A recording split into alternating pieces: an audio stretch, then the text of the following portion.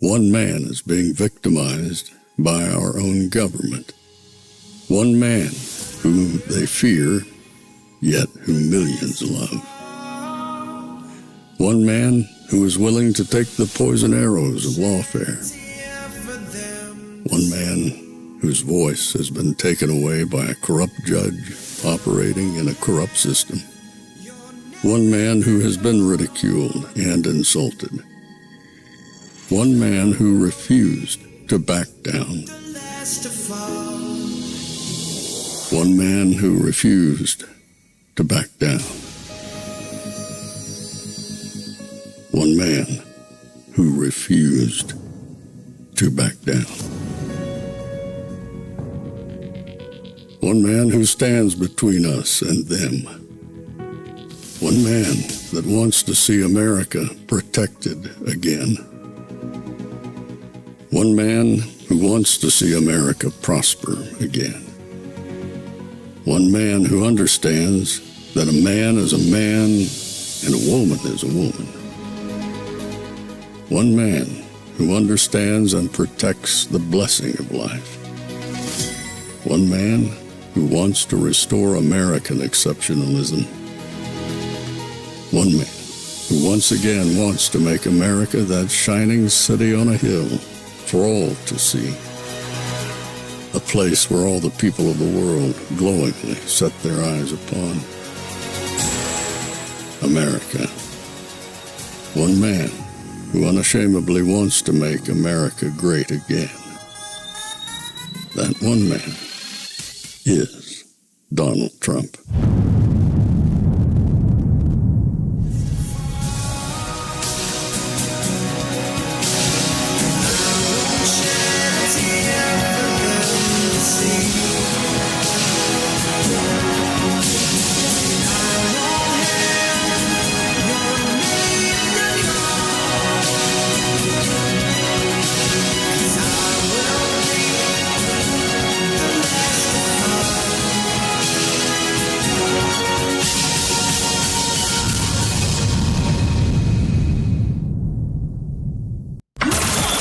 This is Fanfare with Barry Cunningham. Everybody they know, they gonna vote for Donald Trump, that's the way it goes. All over America, all over the USA, they voted for Donald Trump, that's what I'm trying to say. Election is over, everyone can see. Donald Trump is now the president of your country. Election is over, everyone can see. Donald Trump is now the president of your country. I want to make America great again. Woo! I want to lower the taxes. I want to bring all American business back from overseas back to the USA, baby. There we go. Ooh, yeah. Donald Trump is now president of your country. Election is over. Everybody can see. Donald Trump is now the president of your country. Election is over. Everyone can see. Donald Trump is now the president of your country. I just love those two guys. I really do. So I apologize for pushing it back, and then I had to push it back again because a little birdie told me, hold up, the boss was doing some work. And I don't mean the boss here, I mean the big boss. And they said, just hold up, it's coming. And I'm like, I can't keep people just waiting. Hold on, it's coming. And so let me just tell you, since it just dropped 2 minutes ago, so my source was actually correct, very correct in saying this. Let me put up the window here. Where's my little window? And here it is. Donald Trump has made a nomination literally 4 minutes ago. While the intro is playing, this thing had dropped. And it is my great honor to nominate Brooke L. Rollins from the great state of Texas to serve as the 33rd United States Secretary of Agriculture. Brooke was on my 2016 Economic Advisory Council, and she did an incredible job during my first term as the Director of Domestic Policy Council, Director of the Office of American Innovation, and Assistant to the President of Strategic Initiatives. She had a bunch of hats. In these roles, she helped develop and manage the transformational domestic policy agenda of my administration. Brooke has spent the past 4 years as the founder and CEO of America First Policy Institute, AFPI, and America First Works, AFW, building a team of loyal patriots and championing the policies of our America First agenda. So Brooke Rollins is the new Secretary of Agriculture. And so what was interesting is this came out, and a bunch of people had earlier said that Kelly Loeffler was going to be the Secretary of Agriculture. But no, it ends up being Brooke Rollins. Now I can tell you, let me just tell you right now, if you're on X for any period of time, you're going to see people bitching, whining, complaining. Oh, why'd he pick her? And that's a bad pick. And this one's a bad pick. And he should have picked this person. And that person's... Shut up. I do mean that with all due respect. Shut up. As I've said many a times here, and I will continue to say, I voted for him. I didn't vote for his cabinet. If he picks them, and these are the people he wants, that's fine with me. And now he has nominated the United States Secretary of Agriculture, and a lot of people have egg on their face because they want to be first. Ooh, I heard it was Kelly Loeffler. And I told you, unless it pops up on this page or on Caroline Leavitt's page, ignore it. Completely ignore it. That's the best advice I can give to you at this point, is unless it comes up on his True Social page or on this woman's page, Caroline Leavitt, unless it comes up on one of those two pages, ignore it. Didn't happen. That's where it's got to show up first for you guys to know it's actually going to be the real deal. So that was just what I just read you, came specifically off of the page for Donald Trump. And obviously throughout the day or our time here together, I will go ahead and refresh to make sure nothing else has happened. But that was one reason why I had to delay the show. Second reason, and this is probably more important. Those of you who weren't here yesterday, let me just take a quick moment and tell you that this show is changing. It is changing very quickly in terms of what I'm going to be doing. I've got too many people trying to steal my ideas and try to basically duplicate me. There's one guy out there who actually copies the title of my videos. Just copies them and uses them over again. That's fine. It is YouTube. It is what it is. I don't care. But in order for me to continue to progress up that ladder of people who are, the real deal, I have to change some things. And so just to let you know, I think Benny took the day off yesterday because otherwise I don't think I would have been at that point. But I want you guys to see something, because this is pretty much indicative of hold on, where I'm going with things. I just want to take a minute and explain to you. Where is it? Hold on. I am looking to basically move my content into a whole different aura. And I want to make sure that I'm doing things that, one, that you guys like. Number two, that helps me grow as a channel. And one of those things that I've realized in a very short period of time of doing this, just since March, is you guys like live videos, you like news, and you want to do things like that. So this came out today, which people keep sending them to me, and I'm floored. I'm absolutely floored when I see this kind of information. Boom. Let me look at this. So this is the top news streams in the United States as of yesterday. It comes out. It's a daily ranking. Dan Bongino, again, please get the Secret Service job, because if you do the Secret Service job, you're not going to be able to do this. And it's going to leave a hole that we can try to fill. Big shoes. But I showed up as number 11 for yesterday in the entire country. Number 11 in terms of news show in the entire country, which of course I thank you guys.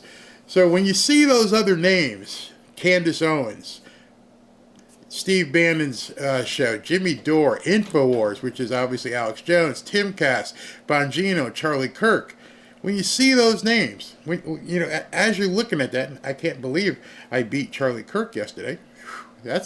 Thank you.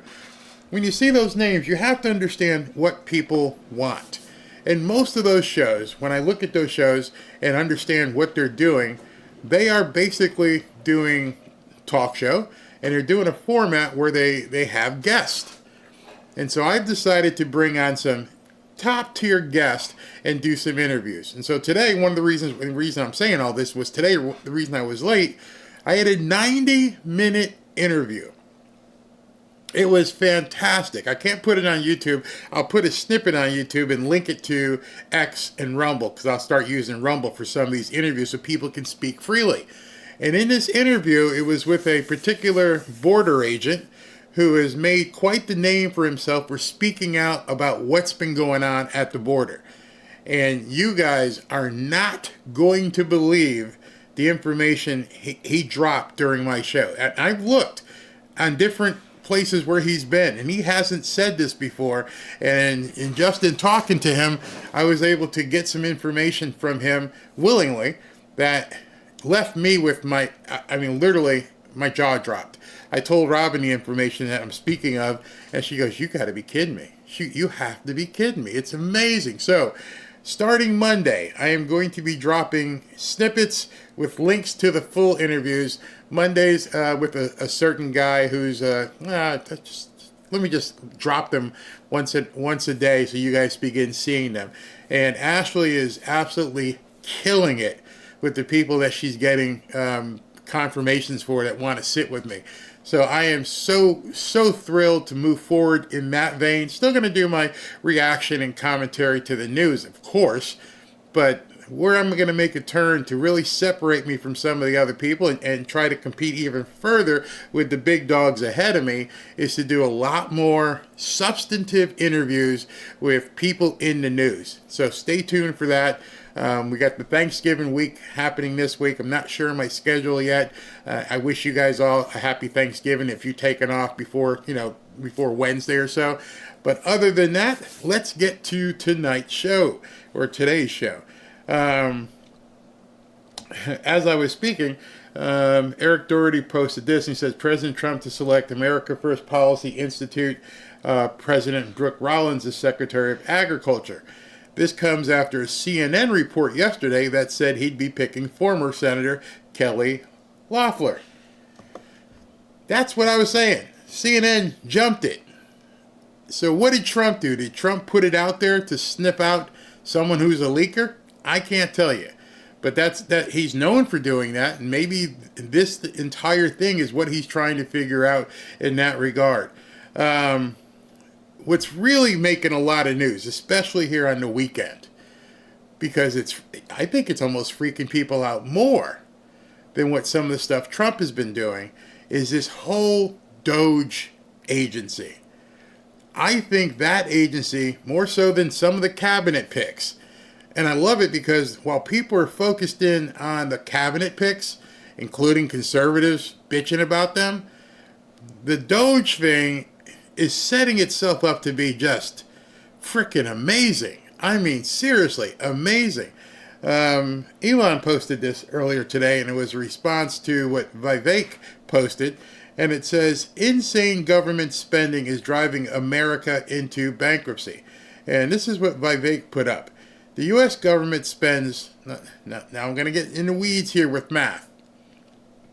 The U.S. government spends 37% more than it brings in. 37% more than you have money in the bank they are spending. With 36 trillion in national debt. Consider the analogy on an individual scale. A family that makes $80,000 a year you bring in, spending $110 with a $525,000 mortgage and $35,000 car loan requiring $30,000 a year in interest payments, it's not sustainable. This is terrifying people in Washington. When you look inside this budget, which is really shady, and you're seeing your total revenue, which I hate that word because that means it's coming from you, look how it shapes up. On the left side is the revenue. Most of it is coming from you. Then payroll taxes coming from your employer. Corporate income tax, obviously, corporate. and then all these little slivers of income right here, and there's a 37% deficit. Meanwhile, on the right-hand side is everything we spend it on. Social Security, can't touch that really. National defense, that's where a lot of it's going to come from. Medicare, not sure how much you can trim that. Assistance to individuals, not really sure what that is. I mean, is it welfare? Is it? But I would think that would be Medicare, but maybe this is welfare. The interest transfers to states and other spending. These two things here, transfers to states and other spending, along with assistance to individuals and the national defense and veterans, that's where they're going to get a lot of cuts. That's where they're going to find that, I wouldn't even say sliver. If you're 2 trillion short, then we got to find a way to get closer to that 2 trillion. And the only way you're really going to get closer to that 2 trillion, because basically a Democrat looks at this and goes, oh, well, we need 2 trillion more. We need to tax them more. Well, why don't you tighten your belt and lose some weight? No, we just need bigger pants. And finally, we have some people walking in and going, no, we're not going to keep eating. We are going to go on a national diet, my analogy. And we're going to cut some stuff, and we're going to dig into all of this. Every single one of these blocks we're going to dig into. Now, I know a lot of people don't even want to hear about cutting Social Security. But I think there's a ton of fluff in Social Security. Here's why. There's money that goes out to people on Social Security. I want to know how much is left over after everybody is paid. How much is administration eaten up? How much is are employees eaten up? How much is staff and office space that they don't go to work in? Where is all that money being spent? Because they try to tell you, oh, the Republicans are trying to reappropriate Social Security. They're going to take your money. I'm like, no. We know that certain amount of money has to go out to people. They earned it. They paid in. Give them their money back. But now, where's all the rest of that money going? Where is it being misappropriated? Who's got their hands in it? Are they digging into Social Security to fund something else? That's what got these people terrified. You got somebody in there now who's doing a real forensic on the money. And they just can't take it. They don't really understand. Oh, and they understand. They really don't like the fact that somebody's looking. Vivek also posted this as a big indication of what we're talking about, what I just said. The New York Post posted this, and it says, the feds blew $267 million fighting misinformation. $267 million fighting misinformation. All right. Which block did that come from? I don't see a misinformation block on here. Is it the other? Did it come from this spot here? Do we have an extra $267 million that you spent on misinformation? When you see that, and you're like, 267 million?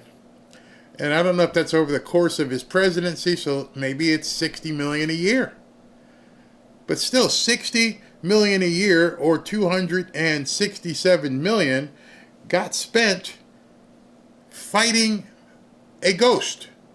Something that doesn't exist. Basically, working with these guys and Facebook and doling out your cash to shut you up. Let that sink in. Your government took your money and gave it to someone else to shut you up and me up. $267 million. And Vivek says, the federal government spent hundreds of millions of our dollars to fight misinformation, only to create more information, and DOGE will not tolerate this nonsense. Imagine what that means. Imagine at this point what they're saying. is they're looking at all this stuff. I don't even know how they're getting it already. Somewhere they're finding out, where is this money going? How's it getting here? Who's spending it? Who's authorizing it? Who's dishing it out? Where did it go to? How often did it go to somebody? But someone's going to have to account for $267 million that just went out to, who knows, what agencies? Who was in charge of that? Who authorized it? This is worse for Washington than anything Trump is doing. Maybe that's why they're focusing on the cabinet picks. Oh, Pete Hegseth. Oh, my goodness. And then, Matt Gaetz, because they can't stop that. And something else I posted earlier, because it really cracked me up, because I see all these people complaining. And I don't mean to call people out. That's not what I'm trying to do. I'm not trying to make people feel bad. They deserve their opinion. There's no big deal with that. But what I wanted to show you was this one. Where did I post it? Yeah, here. Do people not realize that Trump obviously knew that Mitch McConnell, Lisa Murkowski, and Susan Collins would oppose his every move? Because as we're looking at this thing and we're watching this guy work, even on a Saturday, while they're out at country clubs and doing different things and heading up to Colorado to go skiing, whatever they're doing, this man is still working. This man is still there working. And he's naming these people. And one of the things that caught my eye, and I've mentioned it to you quite a few times, is why is he naming them now? Why are they even having meetings with the senators and Congress people now? His people don't take office until January. And I'm just wondering, is nobody really looking at that? Is he really just basically letting these people expose themselves? Now he knows Lisa Murkowski, she might as well just go ahead and just change parties at this point. And I'm looking at stuff that Vivek is putting up here, and he's continuing to put stuff up. And this one says, headline, the GSA isn't the problem, the agencies are. They refuse to consolidate. Congress mandated utilization reporting. No one follows it, and no one enforces it. Quick stats. 362 million square feet portfolio of space. 9% utilization. Okay, so what they're saying there, and I don't mean to get too weeded down on the weekend here, but you got all this space and nobody's in the building. You either own it, or you're paying rent, or you're paying air conditioning or heat, maintenance, and only 9% of the people who are supposed to be there are there. Now we see in the third line, 50% is leased, 50% is owned. Who are you paying rent to? Whose company is getting that rent check from the government every month? And you start digging into that and find out, whoa, Senator so-and-so is partner with the company that owns the real estate. Half of GSA leases are expiring in the next 4 years. Letting them expire would generate $3 to $4 billion in savings. Why is it just now that we're hearing this? Hey, listen, all these things are going to expire. It's going to we don't have to renew the lease. That's going to save us $4 billion right there. 8,600 different buildings. $2 billion of it is just operating costs. $12 billion in annual rent paid from agencies to the GSA. So, being a real estate guy, I know that has so much fluff in it, it could probably fund different cities. I'm looking at right there, $14 billion that's going out just for leasehold improvements. For people to vacuum the floor and water the plants and, pay the light bill, do the lawn service. $14 billion. Why is it now that America is just finding out about this waste? It's incredible, absolutely incredible. And now we're finding it out. segue into something else with the whole Matt Gaetz issue and what happened with that. One of the things that we found out with the Matt Gaetz issue is who these senators were that were going to oppose it. And there might have been some more snakes in the grass that didn't show their head yet. And I've said yesterday, and I continue to say, why is nobody talking about the recess appointments? That is still a tool, still an arrow in his quiver that he can use if he wants to. And how about if Matt Gaetz took a role that he doesn't have to be confirmed with? Like, DOGE. Create another thing to go after people. To go after the people who caused some of these problems. You don't need to be confirmed. Why? Because Biden paved the way. The Biden administration has filled hundreds of pages of briefs in federal court claiming that special counsels do not require Senate confirmation. It's established. And I would love to know, since it was hundreds of briefs, which briefs did they file to waive confirmation for which offices, which is bound to come out. That is definitely going to come out in the wash here. We're going to find out what's going on with that. And then behind the scenes, and I'm going to get to some video, but I got to talk to you first. We hear this breaking report. Food supply lobbyists are now blanketing the Hill in an attempt to convince lawmakers to block the appointment of RFK Jr. Let me rephrase that and tell you what's really happening, okay? It says food lobbyists are blanketing the Hill in an attempt to convince lawmakers to block the appointment of RFK Jr. What he's really saying there is food lobbyists are walking into Congress with briefcases full of cash and trying to bribe their way into these people not confirming RFK Jr. If he knows that, Trump knows that. If Trump knows that, they're watching to see who it is. Make sure we write down who these people are with the briefcases who are now trying to, quote, lobby, I love that word, trying to bribe senators and other people not to confirm somebody. When we say swamp, the swamp is huge. It's not just the frogs and gators in the swamp. It's the people throwing the gators chickens. See, maybe because I'm down here in Florida, I can talk to you about this. But when you take a tour and you're out in the Everglades and they say, hey, listen, would you want to see a gator? Yeah. And they throw a chicken, not live, a dead chicken from Publix, the store, and they'll throw a chicken into the water and here comes the gators. That's what these people are doing. They're throwing chicken in the water and feeding these swamp monsters. And sometimes the swamp monsters down here might be huge pythons. But whatever they are, or wild boars, or cougars. Down here we call them, panthers. But in any event, all these things are coexisting in the swamp, and in one way or another, they need to be fed. Well, these guys are showing up and they're throwing the chicken in the water.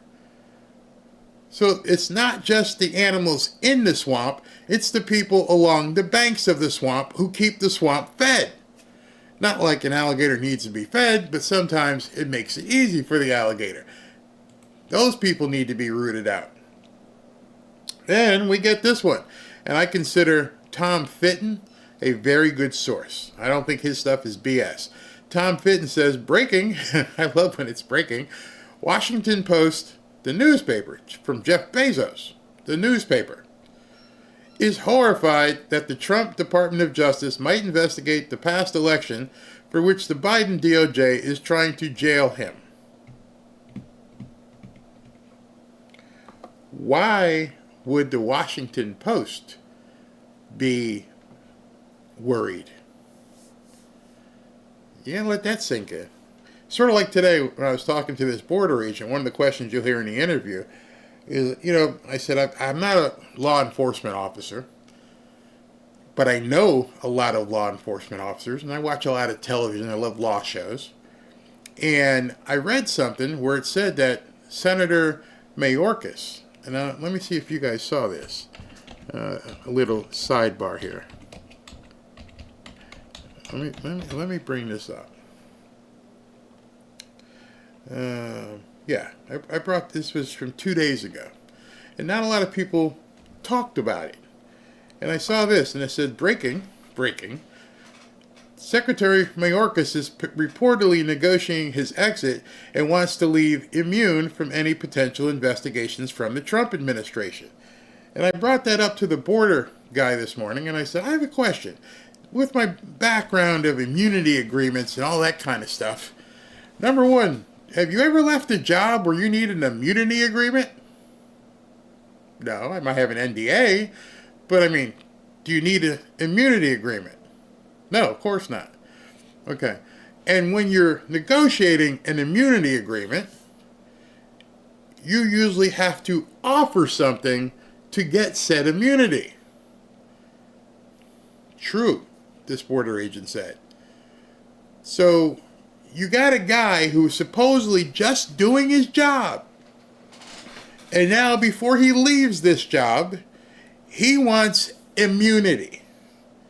Which means somebody he's talking to, he's saying, either I get immunity or when they come knocking on my door, they're going to hear all this stuff. I'm offering to stay quiet, or I'm offering to say this stuff, but you need to issue me an immunity agreement. And I'm surprised nobody in the media picked up on that.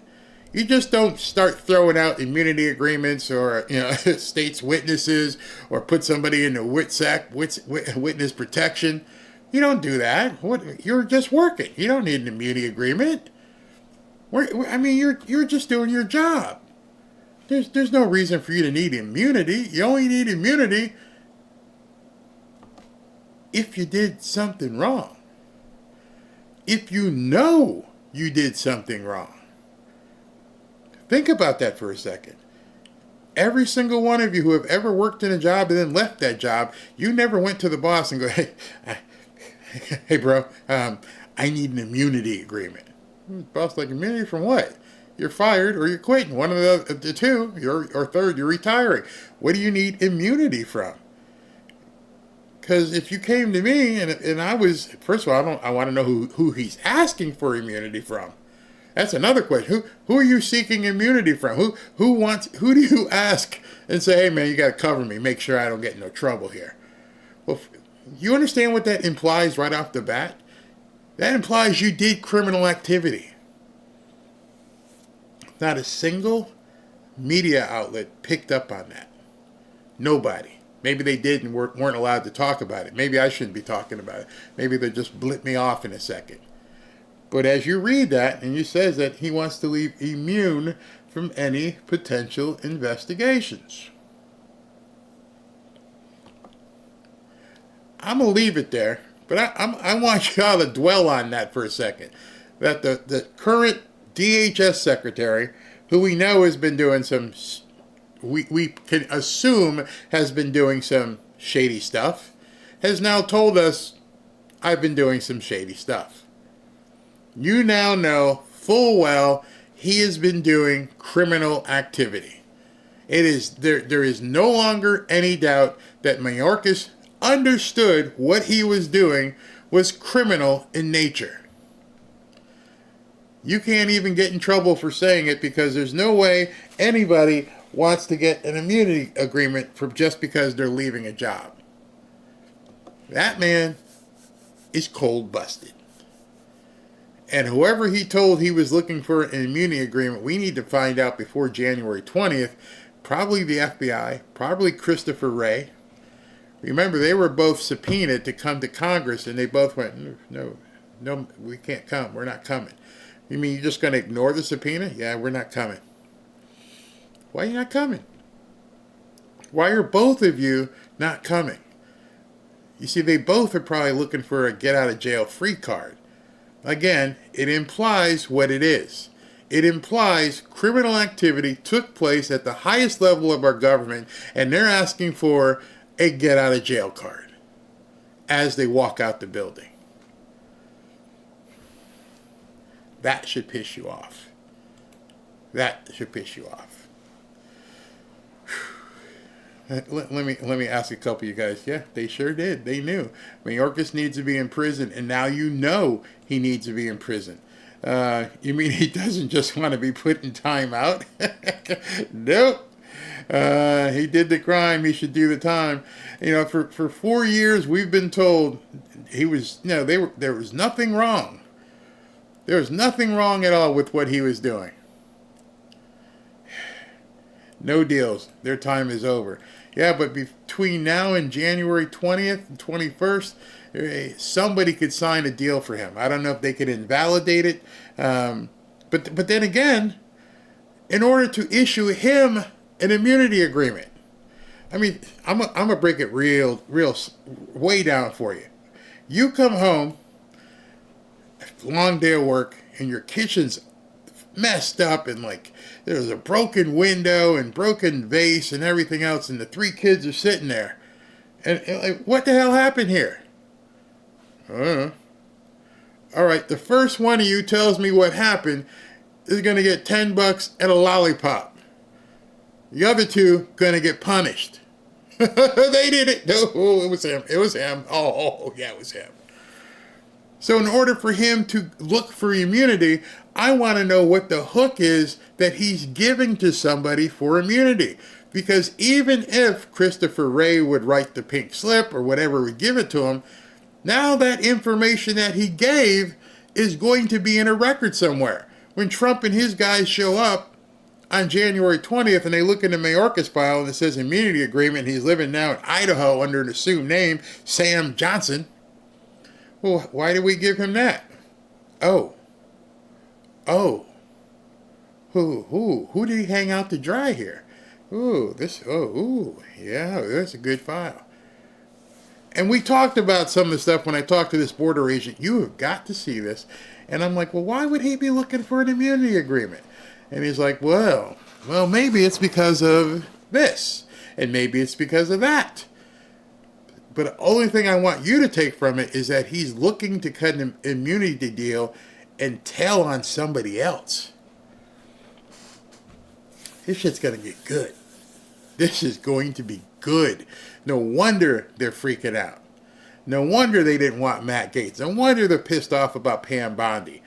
Somebody somewhere is going to start chirping. We just saw they don't want to go to jail. tweet. Yeah, now, what you got? You got something? And I hope it's all transparent. I hope it all comes out and we see everything. They're going to see people in Learjets taking off. They got to get out of here. They got to go. How about the missing children? Well, let me just give you a preview. When I post this interview from the border agent, you're going to hear some stuff about these missing children that is going to curl your straight hair or straighten out your curly hair. It's shocking, it's stunning, and it's friggin', I can't even, it's amazing. Amazing. So before I get to the video, let me get to the next tweet I wanted to show you, post, whatever. You heard about Elon messing with people at MSNBC, saying he may or he may not purchase MSNBC. I don't know. Guy's making more money than you could imagine. He probably needs the tax benefits at this point. And this pops up. The Baffling Bee says, Musk announces a plan to buy MSNBC and turn it into a news network. That in itself is funny. And he goes, crazy idea. Might just work. Can you even fathom? Like I said, I don't know why you would spend $7 billion on that network, but could you even imagine if he were to actually buy that network and do something with it? It just doesn't make any sense. But this one was even more important. Talking about the boss working today. This was posted, let's see here, a little over half an hour, 40 minutes ago. It said, met with real Don Trump, that's Journey Entz, about his cabinet nominees today. And there's Howard Lutnick. And I'm not sure who the blonde lady is, but I know who the guy in the black jacket is. Some of you have asked many, many times, and I don't have an answer for you. Everywhere Trump goes, Luca Brasi Musk is with him. Everywhere he goes, Luca Brasi is with him. Not J.D. Vance, but we did hear that J.D. Vance flew in and flew out. I don't know what that was all about. Obviously, we're not gonna. But Luca Brasi, which was, the Godfather Corleone, that was his guy. He's always there. He's always in black. Always there and always in black. Just saying. I'm just saying. These two guys are somewhat inseparable. And one more that I want to show you that he also put out there. And this was a tweet, because people are digging. And the reason why I'm showing you this stuff is people are digging. They're digging. I don't know how they're getting this information. But this says, the hiring process for the federal government is unbelievably stupid. And so what we do to hire civil servants is we will have human resources people screen their resumes and look for, I'm not kidding you, exact matches in language between the job description and what's on their resume. And then, once you found all the people who are great at cutting and pasting, then you send them a self-assessment questionnaire. And then you've down-selected twice on the basis of their ability to copy and paste, and then essentially lie about their skills, because if you don't put master on every single level of every self-assessment, you don't make it to the next cut. And there's nothing judged on merit. Hi, I'm Joe. I'm married to a guy, and I like SpongeBob. I should be qualified to work in your maritime science unit.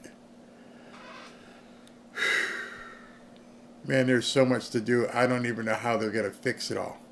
I'm serious there. And then one more here for you, and we're going to get to some video. Let me get the video set up so we can get right to it, so I'm not wasting your time. Is that you guys know that there's been basically a lack of better word, an LGBTQ army of sorts that go out there and attack Trump and attack conservatives and say, oh, if Trump gets elected, oh my, what is going to happen with all the gays? Meanwhile, and I didn't know this, Scott Bessent, who is the new Secretary of the Treasury, CNN just wrote a recent article about him. Forbes. Bessent, who lives primarily in Charleston, South Carolina, beautiful town, by the way, with his husband, John Freeman, and their 2 children. Bessent, who lives primarily in Charleston with his husband, John, and their 2 children. He is now he will be the first Senate-approved LGBTQ member in a Republican cabinet. Any update on the ridiculous and ignorant Trump is going to strip gays of their rights panic? This is Trump's new Treasury Secretary nominee. Not a word. I checked all the networks. I looked at all of them. Anybody say anything about Scott Bessent? No? Do they know this guy is married to a man and has kids? Oh my God, what a horrible Republican. What, I cannot believe that he nominated a guy married to another guy with kids. Unreal. Unflippin' real. So I want you to listen to Stephen Miller here. In terms of this transition, it looks like Gates is gone, Bondi's in, and it should be smooth sailing. How are you seeing things? Well, President Trump has assembled, as I'm sure you've seen, Jesse, the most transformative set of cabinet secretaries in American history. RFK, who's going to take on the deep state at HHS, take on the corruption in medicine, and make America truly and actually healthy again? You mentioned Pam Bondi. I've known Pam for years. She's a close friend. Look, people know that she has sterling credentials, amazing, unparalleled intellect. But here's what people may not know that I know. She is tough as nails. You want an AG who's going to take down the cartels, take down the migrant gangs, who's going to use the 70,000 law enforcement officers at DOJ to get rid of the foreign criminal enterprises in this country? That's Pam Bondi. And what's amazing is that there are I won't say so many, but there are quite a few conservatives out there who are lambasting her. I'm like, oh my God, I can't believe you picked Pam Bondi. Pam Bondi. And I just think to myself, I'm not the same person I was 2 years ago. I'm definitely not the same person I was 4 years ago. I hope and I pray that you're not the same person you were 4 years ago. You know, there's this thing called growth and adaptation and evolving, and your brain, if it's working, will do that along with you. You may say something, and it's like, I believe that I should have that light on. That's what I feel now. But you know what? Next month, I may feel that light shouldn't be there. And so they're using speeches and things that she did years ago and saying, you know, she did this once before. And they're doing it with all of his cabinet picks. And I'm not even talking about the left. I'm talking about people on the right. Oh, you know, at one point she did this and this. And I'm like, don't you evolve? Don't you look at things a certain way and say, you know what, I wish that I had done that differently. And so I'm going to, you know, change up. I do. I wouldn't be married for 33 years if I was the same guy when we got married. If I was the same guy now that she married, we wouldn't be married. And I think many of you could probably say the same thing. Like, no, you have to evolve. You have to change. You have to learn the game, the system, what works. And you do that based upon the knowledge you have at that time. Like today I heard that people were bitching about his CDC director or whatever she's going to be. Oh, back then she was for this and for that. Well, we didn't know what was going on. She was probably operating with the knowledge she had at that time. You have to understand, we all were like, what? Can you do this? Can you do that? Nope, can't do that. Can't do this. We didn't know. Stand 6 feet apart. Okay. And then many of us began looking at this. Don't make no sense. If I go to a restaurant, I have to wear the face diaper to walk in the restaurant. But when I'm eating, I can take off the face diaper. So I can do that on a plane too. Yep, you got to keep it on. But if I want to eat peanuts, I can take it off. Right. So the disease knows when I'm eating peanuts versus just breathing. You know, it was little things like that made me just start, you know, curling my eyes and go, this doesn't make no sense. I'm a well-thinking adult. But we didn't have any knowledge. We were just told by the government, this is what you need to do. So that new doctor, who's going to be his CDC director, I would just take everything she said back then and toss it out the window because she didn't know. But conservatives, instead of supporting her and realize, yeah, she was making decisions based upon what John Hopkins said and what the New England Journal of Medicine said, and blah, blah, blah. You didn't know these people were lying. You didn't know the little elf guy was an idiot. You didn't know. You learn. You adapt. So if Pam Bondi had said certain things during her career, yeah, I don't think she was lying. I think she felt that. And then she started adapting. I'm going to tell you, I've been around and I used to work for a billionaire. And this guy would make decisions and he didn't make any sense to anybody. And then it would take him a while and he would say, all right, let's do it this way. Because he would go and find out. If he didn't know, he would find out from somebody else, some other rich guy. He said, no, man, you need to do it this way. I'm all for people adapting and growing. If you want to ask her a question and said, why did you say this in 2018? And she would be like, well, that was 7 years ago. At that time, this is what we were doing. Let's continue. This is the AG that is going to help President Trump deliver on his promise to liberate America. President Trump has also announced a transformative pick for OMB, Russ Vote, that just came out. Russ Vote, nobody, and I don't mean there's any competition here. Russ Vote has been the guy for the last 4 years who's been developing the plan to take down the deep state.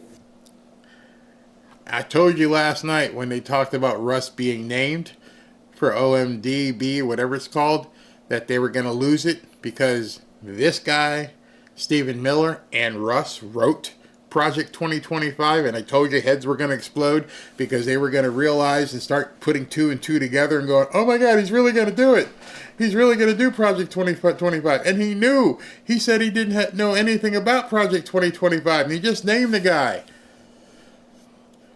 I don't know. That's Russ, and he's going to be right there at OMB to execute that plan. This is really incredible stuff, Jesse. Pam Bondi, all right? Very familiar to some of us because we've covered her as Attorney General in Florida. She's been very involved in the Trump dramas over the years. Some people may not know her. So let's listen to a bit of the Honorable Pam Bondi. People got to see 4 years without Donald Trump and to see what happened to our country. And remember his hauntingly prophetic speech in 2020 where he said, what is fuel now? About $2 a gallon? What if Biden got in office, what would it be? $8, $9? And sure enough, look what happened. And again, everything he's done for the economy, but not only that, protecting our borders, building the wall, keeping us safe from this crazy drug abuse and fentanyl problem that he cares so deeply about. And see, that would be one of my questions to some of the detractors. I would talk to, I won't even mention her name, I don't want to call them out, but I've watched this woman since the impeachment be shoulder to shoulder with Donald Trump. Shouldn't that tell you what she said before isn't the same as what she feels now?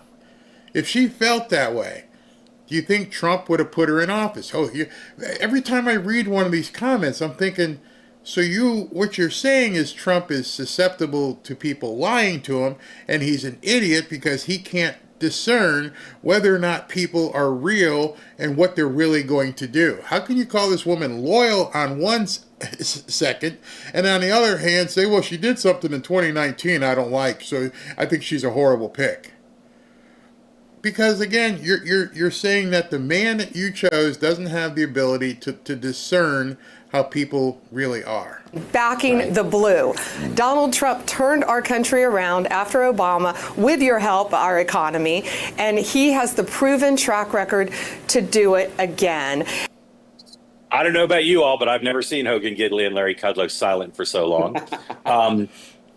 So look, on paper, Attorney General of a mega state, very good on television, familiarity with the range of issues. There's some biographical things that if Democrats were in the majority, I think they'd bring up and maybe try to kill it. But I think this is on a glide path to confirmation, maybe even getting some Democratic votes. Dan, what do you think? I completely agree with you. I mean, she's kind of a traditionalist Trump person, if that is, it's a little bit of an oxymoron, but, she's got a long track record. She's been a Florida attorney general. I think there'll be deference to that.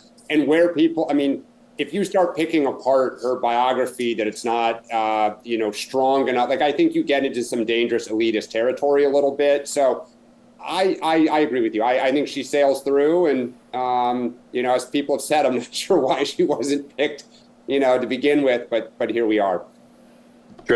Now, I'm hoping that today is the last time I have to talk about Pam Bondi. From a perspective, I'm sure I'll cover her hearings if they decide to go the hearing route with her. But other than that, I live here in South Florida. I know her history. I know what she did down here, and I don't have any problems with her. And like he kind of said, is like, why didn't you just make her the first to pick anyway? She is basically going to be as rabid as Matt Gaetz is, and the only difference is she's blonde, pretty, and high heels. That's it. And some of you may say, well, but Matt Gaetz knows where the bodies are buried. So you don't think he's going to tell her? You don't think he'll be in an office with her and say, okay, listen, I know this person traded this stock. I know this person did this. I know that person did that. Or maybe, just maybe, once she gets confirmed, she could name Matt Gaetz as a special prosecutor. And Matt will do the same shit he was going to do if he had been the attorney general. He's just not the lead dog, but he's still in the pack. When that pack goes hunting, it goes hunting as a group. And the lead dog may be the one who's going to, basically call the shots, but the other dogs are going to eat. So all the people that Trump has named thus far to go into the Department of Justice, the other ones, the lesser attorney generals, they're going to do what they need to do. Merrick Garland didn't go into New York. Merrick Garland didn't go into Georgia. Merrick Garland didn't go into the court down here in Miami. It was Jack Smith. It was Jack Smith, a special counsel. So all she has to do, and all Trump has to do, which they know this, by the way, don't think for an instant that the Democrats don't know what's going to happen. They know. Doesn't matter if he hired Mickey Mouse to be his attorney general. Whoever gets the nod, whoever gets through confirmation, because they can go ahead and basically deny him all and then he'll push it through. But if he puts her through and she gets in, she can do everything that Merrick Garland just did.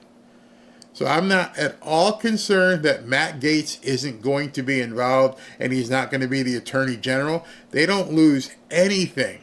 Literally.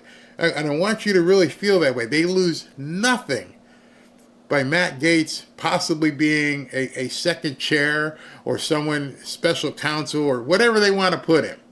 They lose nothing by having her in charge. And I think people made too much of a big deal. Like, oh man, I wish Matt had gotten in. It's a title. It's a title associated to a pay grade. That's it. I want you to understand that. It's a title, attorney general, and you get paid this much and you get the bigger office. But everybody who works for her gets to eat at that same table. There's nobody who says, oh, you can't do this. Pam, can I do it? Go for it. That's all she has to do. You have now been authorized. You've been knighted. Go screw these people. Go get them. Now that you know that, woosah, breathe easy. It's fine. Everything's fine. You think she sails through and you think she'll get any Democratic votes? Yeah, I think she sails through. I don't know if she'll get any Democrat votes, but what I do think is interesting is when you hear the conversations, at least in the media, that it's starting to go from, of course, the personal allegations and investigations of Matt Gaetz to kind of more the macro argument, which is that Pam Bondi is just going to be a loyalist and that she's going to weaponize the DOJ. Okay, what's your point? What is your point? I mean, she's saying this is what she's hearing. What's the point? Of course. She's going to be Trump's wingman. She's Goose. You've already done it. We've seen it. We've seen what Merrick Garland has done. We've seen what Eric Holder did. There's no problem. Just go for it. Get used to it. So, I mean, that's a good sign for her because anyone who Donald Trump appoints, that's exactly what they were going to say, that this person is going to be his retribution and that he's going to try and take down his political opponents using it, which I would like to point out that I think Merrick Garland and Joe Biden did that. So what are y'all talking about? It's like we all have an amnesia. That's why I laugh at the media. Oh, he's going to go after his political opponents like we did. And I think to myself, do people not...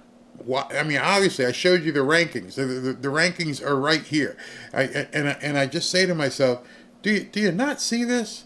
Do you not see this guy right here? You don't even have to look that far.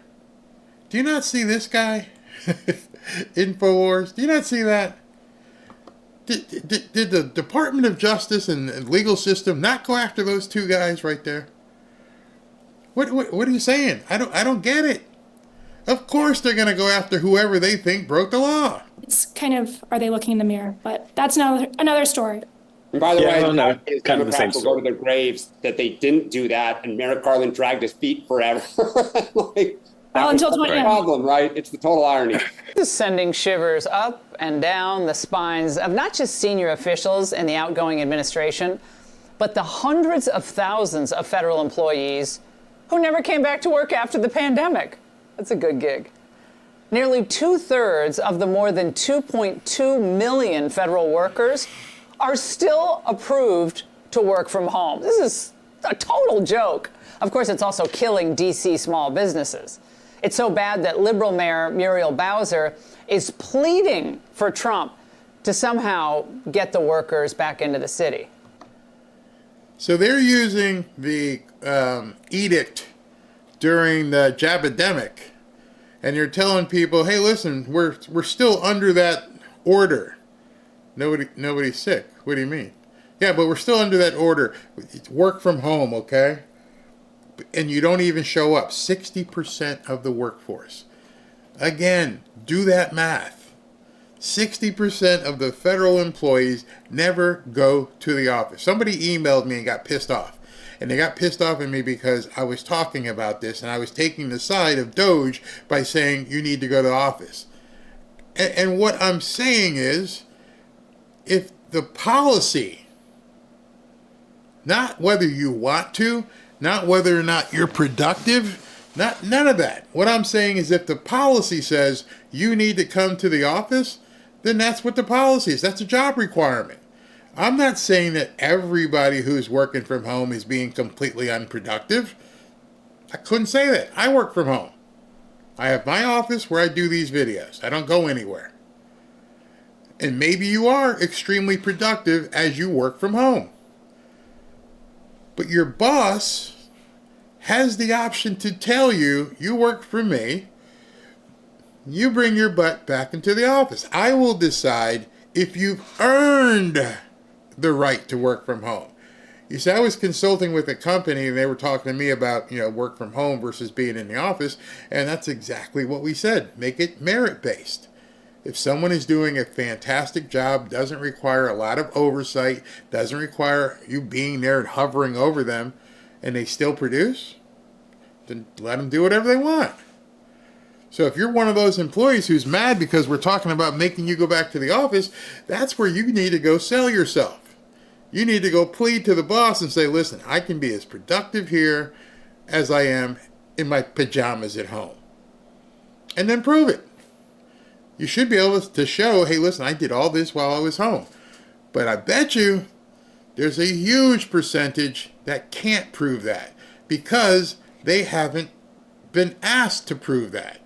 Last year, the Government Accountability Office concluded that 17 of the 24 largest federal agencies used on average only 25% of their office space. I don't know, what can you turn them into? Yoga studios, dance studios, apartments? How about this idea? For those who don't show up to work, well, you're obviously not that essential. This from Elon and Vivek's Wall Street Journal column. The number of federal employees to cut should be at least proportionate to the number of federal regulations that are nullified. Fewer employees required to enforce fewer regulations. But the agency would produce fewer regulations once its scope of authority is properly limited. Hear, hear. It is long since time to return power to the people. Now, what she's saying in terms of the agency should determine that, I'll give you a real simple example in the United States government, especially with these 87,000 new IRS agents that they plan to hire or have hired. If the tax code is simplified or abolished, but let's just say it's simplified, and you don't have to go enforce all of that anymore. Now it's down from 1,000 pages down to 5 pages. And it's very easy to see. Now you don't have to have 87,000 people enforcing it because the regulations of the agency now dictate how many employees we need to enforce it. When you got 1,000 pages that nobody knows what the hell the regulations are, it makes it very hard for the people to understand what they need to do. So you're going to sick these 87,000 people on them. But if it's just a simplified tax plan, it's a, I don't know, 10% across the board, flat tax, everybody pays. You don't need 87,000 people working from anywhere to enforce that. Makes complete sense. DOGE will rely both on the Constitution and Supreme Court precedent as the authority to enact these sweeping reforms. And again, this prospect is absolutely terrifying Democrats, bureaucrats, freeloaders, and all the companies that... Republicans, I'm telling you, when they start digging, don't be surprised if some big-name Republicans end up falling down as well. When I showed you that post about the leases, and that lease is from Capital Property Management, LLC, and that building that's not being used.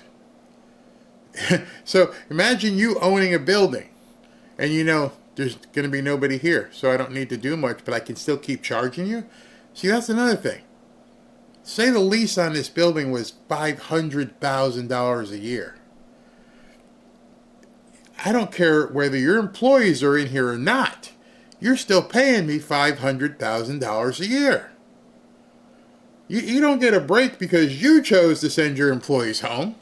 So now you're the owner of this building, and you got this lease with the government paying you $500,000 a year.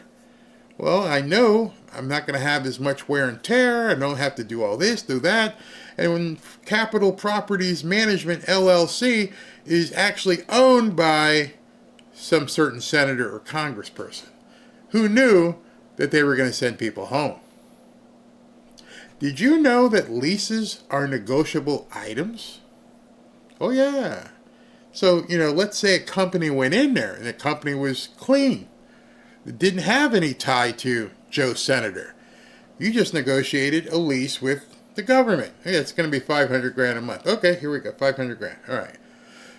You could then take that lease, that piece of paper, or that LLC, and sell it to Fred. Hey, Fred, I got this 5-year lease. They're going to be paying me $500,000 per month. You're going to get $3 million a year just because you have this piece of paper. So here's what we're going to do. I'm going to resign as the president or director of this LLC. You're going to pay me $1 million cash. I'm going to hand this over to you. I'm going to name you as the new director of the LLC. And you get to pocket the money every single month. Don't say to yourself, it's not happening. I've done that. Not in terms of dealing with the government, but I have bought retail properties. I have bought strip malls where you could just walk in and say, listen, I don't want to have to go through all this stuff. Let me just buy the lease. Yeah, there's all, and I won't even tell you the tax. You didn't hear that. It should never have gotten government contracts in the first place. Growing at 4 or 5%. But the reason that it doesn't grow at 4 or 5% is in that one single chart. It is impossible to be able to live up to your economic potential when you have this burden on your neck. So I think the real opportunity for DOGE is to basically do whatever it needs to do using the law. If you guys have never listened to this podcast and you're in business and you'd like to learn more, I don't really push a lot of people's podcasts. The name of this one is called All In. And very seldom will you get the opportunity to listen in to billionaires talk about business. I can't tell you when I listen to their stuff how much notes I take. Because here they are talking way up here. I mean, way up here. Billionaires. And they're saying, okay, if I did this, I would do this. And I don't like the way this is structured. I would do that and everything else. So in this episode of the show, which I took a snippet from, they are talking about DOGE and how it can actually help the entirety of the government. And listen in. To wipe as many of these regulations off the books, we are better cutting them all to zero and then finding the ones we really need and then repassing those than we are going at this piecemeal. And there's some incredible ideas, by the way, that this creates. Nick, I don't know if you can find this tweet, but DOGE asked what people think of the IRS. And there was an enormous amount of activity that essentially said, give us a flat tax and wipe out the tax code. Which I was just telling you about. I understand. They're going to dig in and they're going to figure out which way this cookie can be made. What's the recipe? We know we've got too much, we're not taking in enough money, and we know we're spending too much money. Do we need to take people's money to the tune of 25, 35, 40, 50, 60%? Or could we back it down and make more of a consumption type tax? Make it flat. Everybody, no loopholes, no way to get around it, no goodies, no secret clauses, 10% everybody, that's it. And this thread he's talking about, people were like, had all kinds of things. Like, why don't we do this? Why don't we do that? I've never seen people at that level talking about taxation the way they were talking about it, because DOGE is being transparent. They're telling people, here's what we want to do. How do we strike it?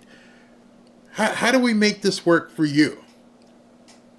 And the argument that the Democrats have used forever is if you use a consumption tax, it's going to affect poor people. How? You're giving them the money. It's a government EBT card. So it's not going to disaffect them because you're giving them the money. 50% of the people in the country, the lowest 50%, don't pay any taxes.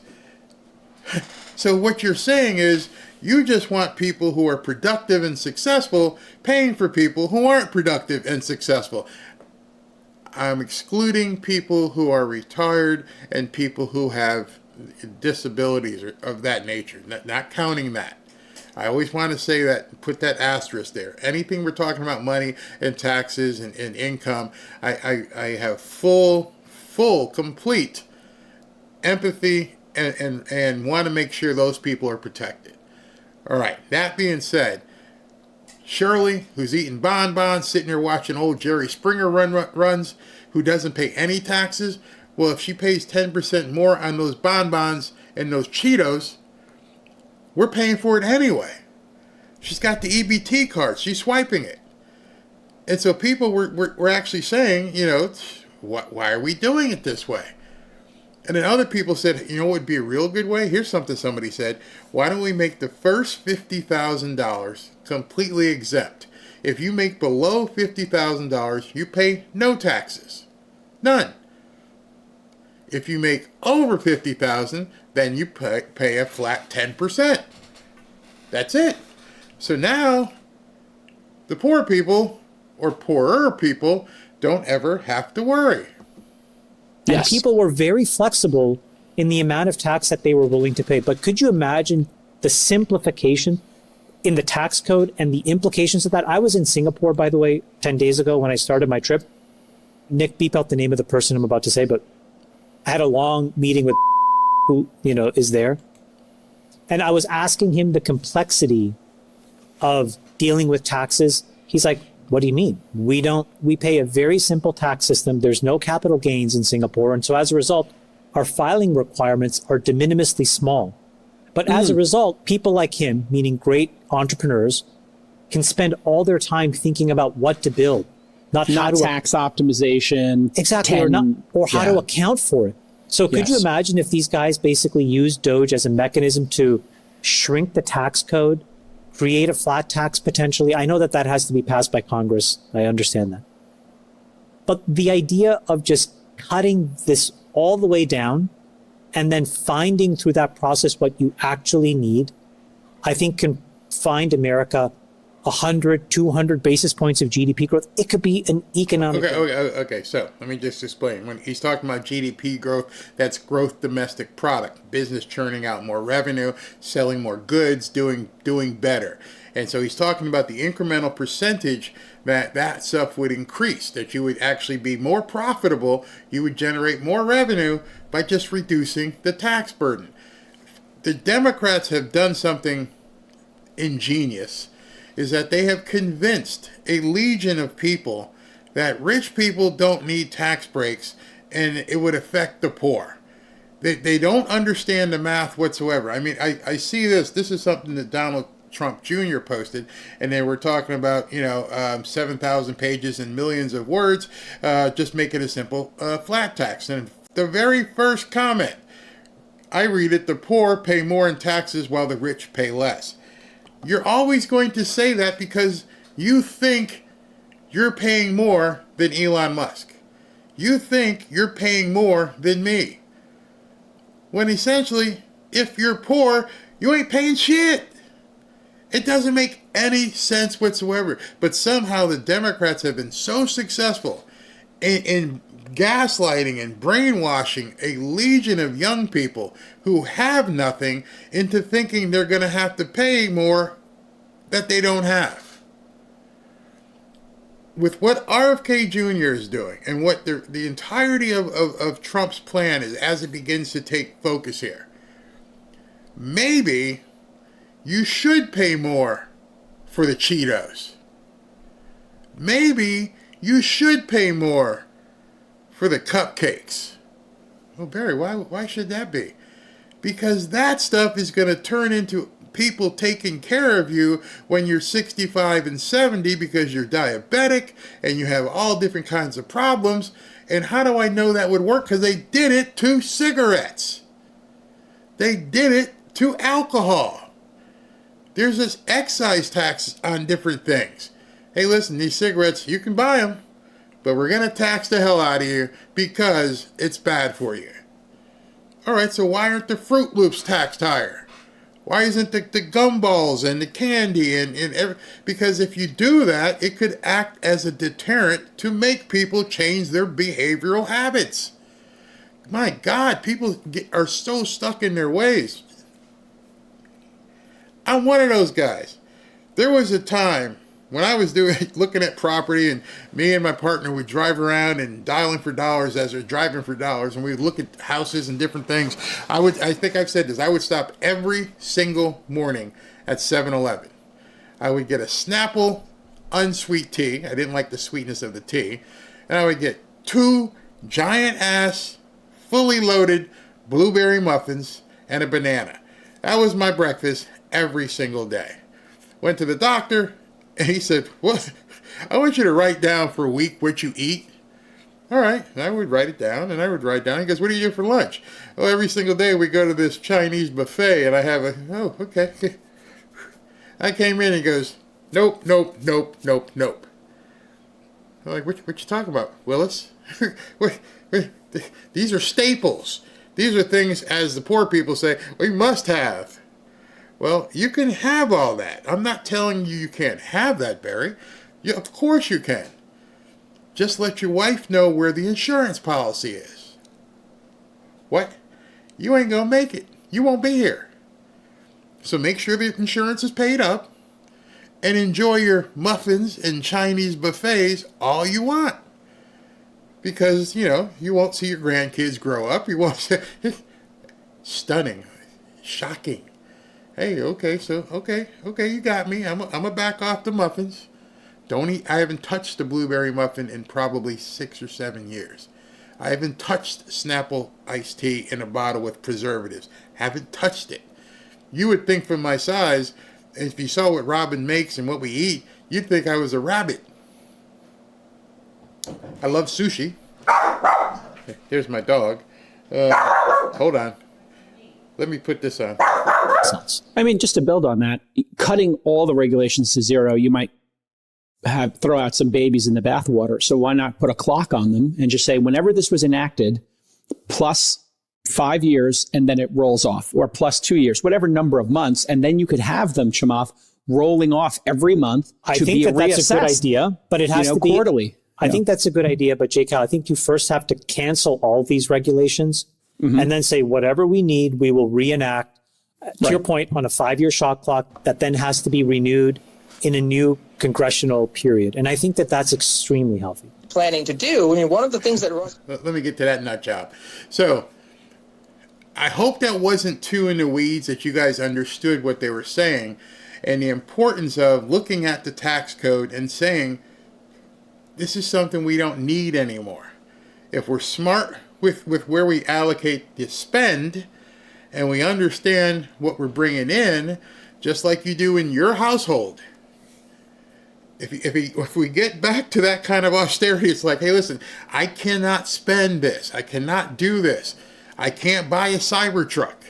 I want a Cybertruck so bad, but I can't buy a Cybertruck. They're $200,000. Actually, the one I looked at was $250,000.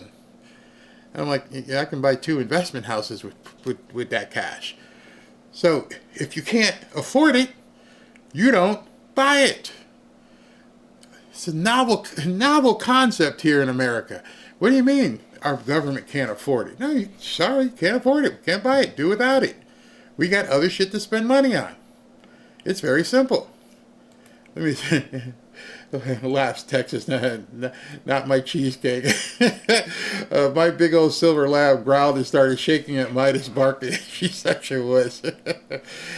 Saving more money now due to cooking and workout instead of fast food and being immovable. Healthier choices, absolutely. Diabetes is a life changer. I had to change my lifestyle as well. And that's just it. And that's what our government needs. Too many people go on diets this time of year. Oh, I got to get on January 1st, I'm going to go start working out and going to the gym. And then on January 25th, they're back home. Because you can't just go on a diet. You have to change your behavior. You know that. The entirety of what you're doing has to change. You just can't keep doing the same stuff, because if you keep doing the same stuff, you're going to get the same result. You're just going to get fat again. Because when you stop working out, your lifestyle hasn't changed. And that's a big thing people have to learn, is behavioral modification. Behavioral modification is an MFer. Things that you're like, everything was associated. I mean, I would wake up, okay, what time 7-Eleven open? Okay, not open, but what time did they get the muffin delivery? Oh, the muffin delivery comes about 7:30, so I know to hit that right about there when they get the fresh muffins. And I'm like, by 7:30, I was like starting to chew my lips because I was used to getting the muffin. And I'm like, what do I eat? Well, here's a protein bar. It tastes like bark. You get used to it. My behavior modified. Chew on this bark. Why? Because I wanted to be around. Everything in moderation. Yeah, you can do that too. And it goes to a salad shouldn't be more, and that's something too. Being on carnivore increased my testosterone. There you go. There's a side benefit. I'm sure. No way I'm going to stop drinking beer. Who said beer's bad? Somebody said the other day, they said we should post the ingredients in beer. I mean, they have put some stuff in there that could... Built bars are great. I eat Atkins bars, and my second bar would be a Quest bar. Quest bar, Oreo cookie Quest bar. It tastes really good. I think I know Oreo cookies in it, but it tastes good. Abolished all other taxes, 10 cents on every dollar spent. Yeah. Why not? Why not? I haven't heard anybody give a reasonable argument why we couldn't go to a consumption tax or a 10% flat tax. And the only argument the Democrats give is, well, poor people are going to have to pay more, which is BS. And the other one is, well, we need to spend that money. That's the real problem. So I'm going to go to the next spot here. So I told you right after Trump announced that he was going to bring that guy in, Russ, who wrote Project 2025. I said, oh, she gonna go crazy. Oh, Joy Reid in her last days at MSNBC, which hopefully won't be too long, that she was going to go nuts. Well, she didn't prove me wrong. Here's Joy Reid talking about what Trump's doing with his cabinet and this new guy who's gonna, you won't believe this nonsense. Vote is advocating for is the elimination of all the post-Watergate norms in order to weaponize the DOJ. And he also is somebody that's advocating for deploying the military against U.S. citizens in order to quench dissent or protests. So when you have a guy like John McEntee and that database, part of the pre-vetting isn't just, they check off all the boxes in terms of like their professional skills. It's also that, they're sufficiently loyal that they will allow us to do all these things that otherwise would be illegal or not allowed to be done. And the thing is, you can't say that enough. And I want you to say more about that, because you're talking about deploying the U.S. military. Remember, Mark Esper, who was Donald Trump's Secretary of Defense for a while, told him, no, you cannot shoot American citizens. You can't. What are you talking about, Willis? When has anybody heard Trump say, I'm going to shoot American citizens? I would love for someone to say, can you play the tape? Can you play the tape anywhere where Trump said he wants to, open fire on American citizens? Please do show that to me. And have the military shoot American citizens. He's going to replace people in the Department of Defense with people who will say you can. And you wonder why MSNBC is going out of business. You wonder. And the only reason I'm showing this to you today is because of what I said last night. I said their heads would explode, and you're watching basically the digital version of head explosions on MSNBC. That you can deploy the military against protesters, that you can arrest journalists for reporting things that Donald Trump doesn't like, that sort of thing, right? That is exactly right. One of the things that Russ Vought did after he sort of left the administration in this... Russ Vought is the Project 2025 author who they're freaking out about. Sort of interregnum period that he's had and has been referenced with that 180-day agenda is that they have been building out the legal documentation, or what they consider to be the legal documentation, to justify internally the deployment of the military. I know it sounds hysterical. How can we possibly, this sounds so outrageous. No, this is part of the plan. Like they literally wrote a plan down and then prepared all the supporting documentation so they could check off that box. And then this is where the personnel piece comes in. They're making sure they have the right people to implement it. Russ Vought gave a speech where he talked about the fact that he was planning on doing this, or at least to have the resources ready so that if there was sufficient blowback, they could deploy it. And I just want to put a bow on it to note that one of the through lines here is why they want to sort of, it's not just revenge against their political opponents. That obviously gets a lot of fear. But the part that always stands out to me is that the rationale for why they need to do all these things is to end multiculturalism in America. That's not...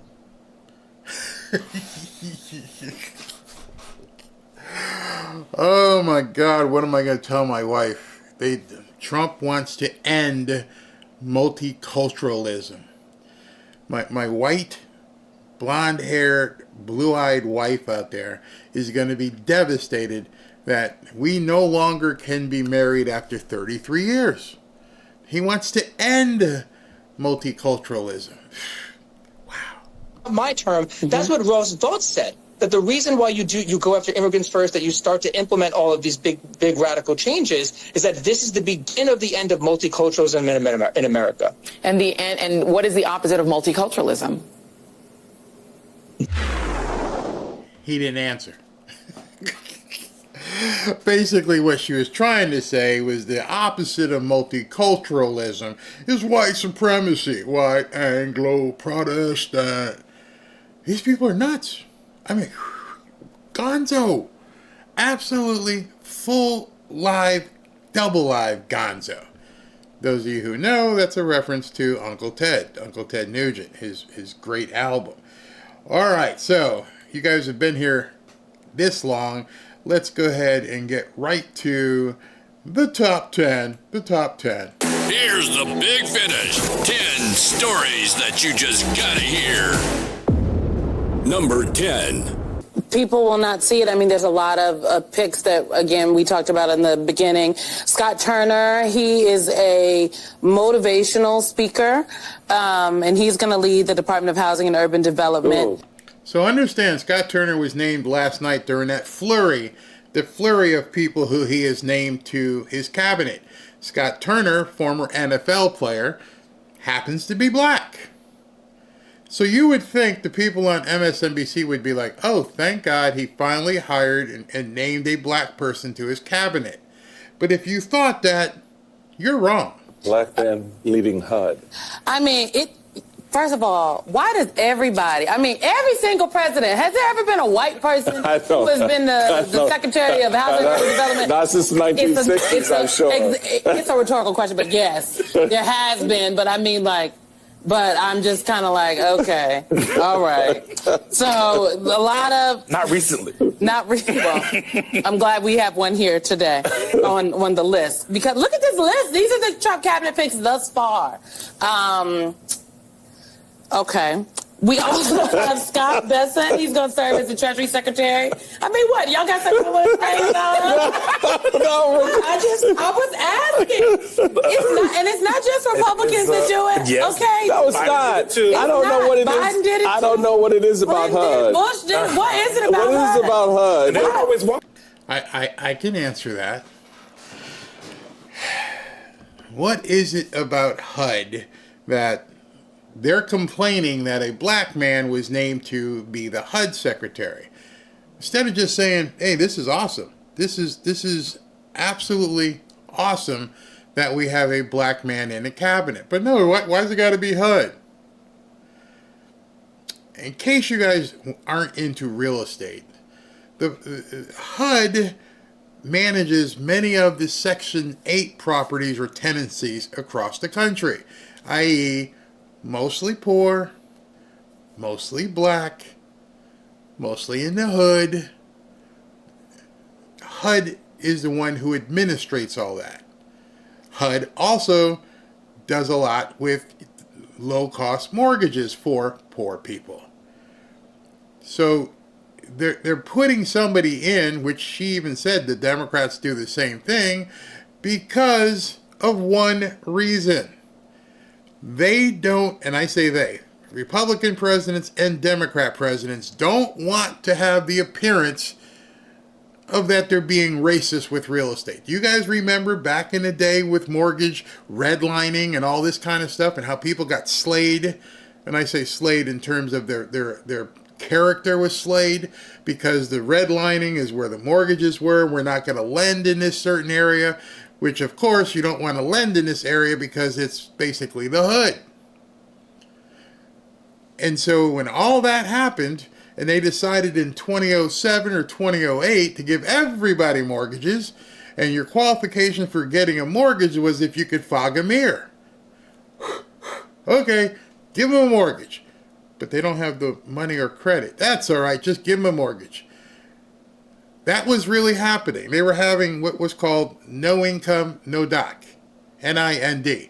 Meaning you didn't have to prove income, you didn't have to prove credit, and you didn't have to prove documentation with the normal W-2s and tax returns and everything else.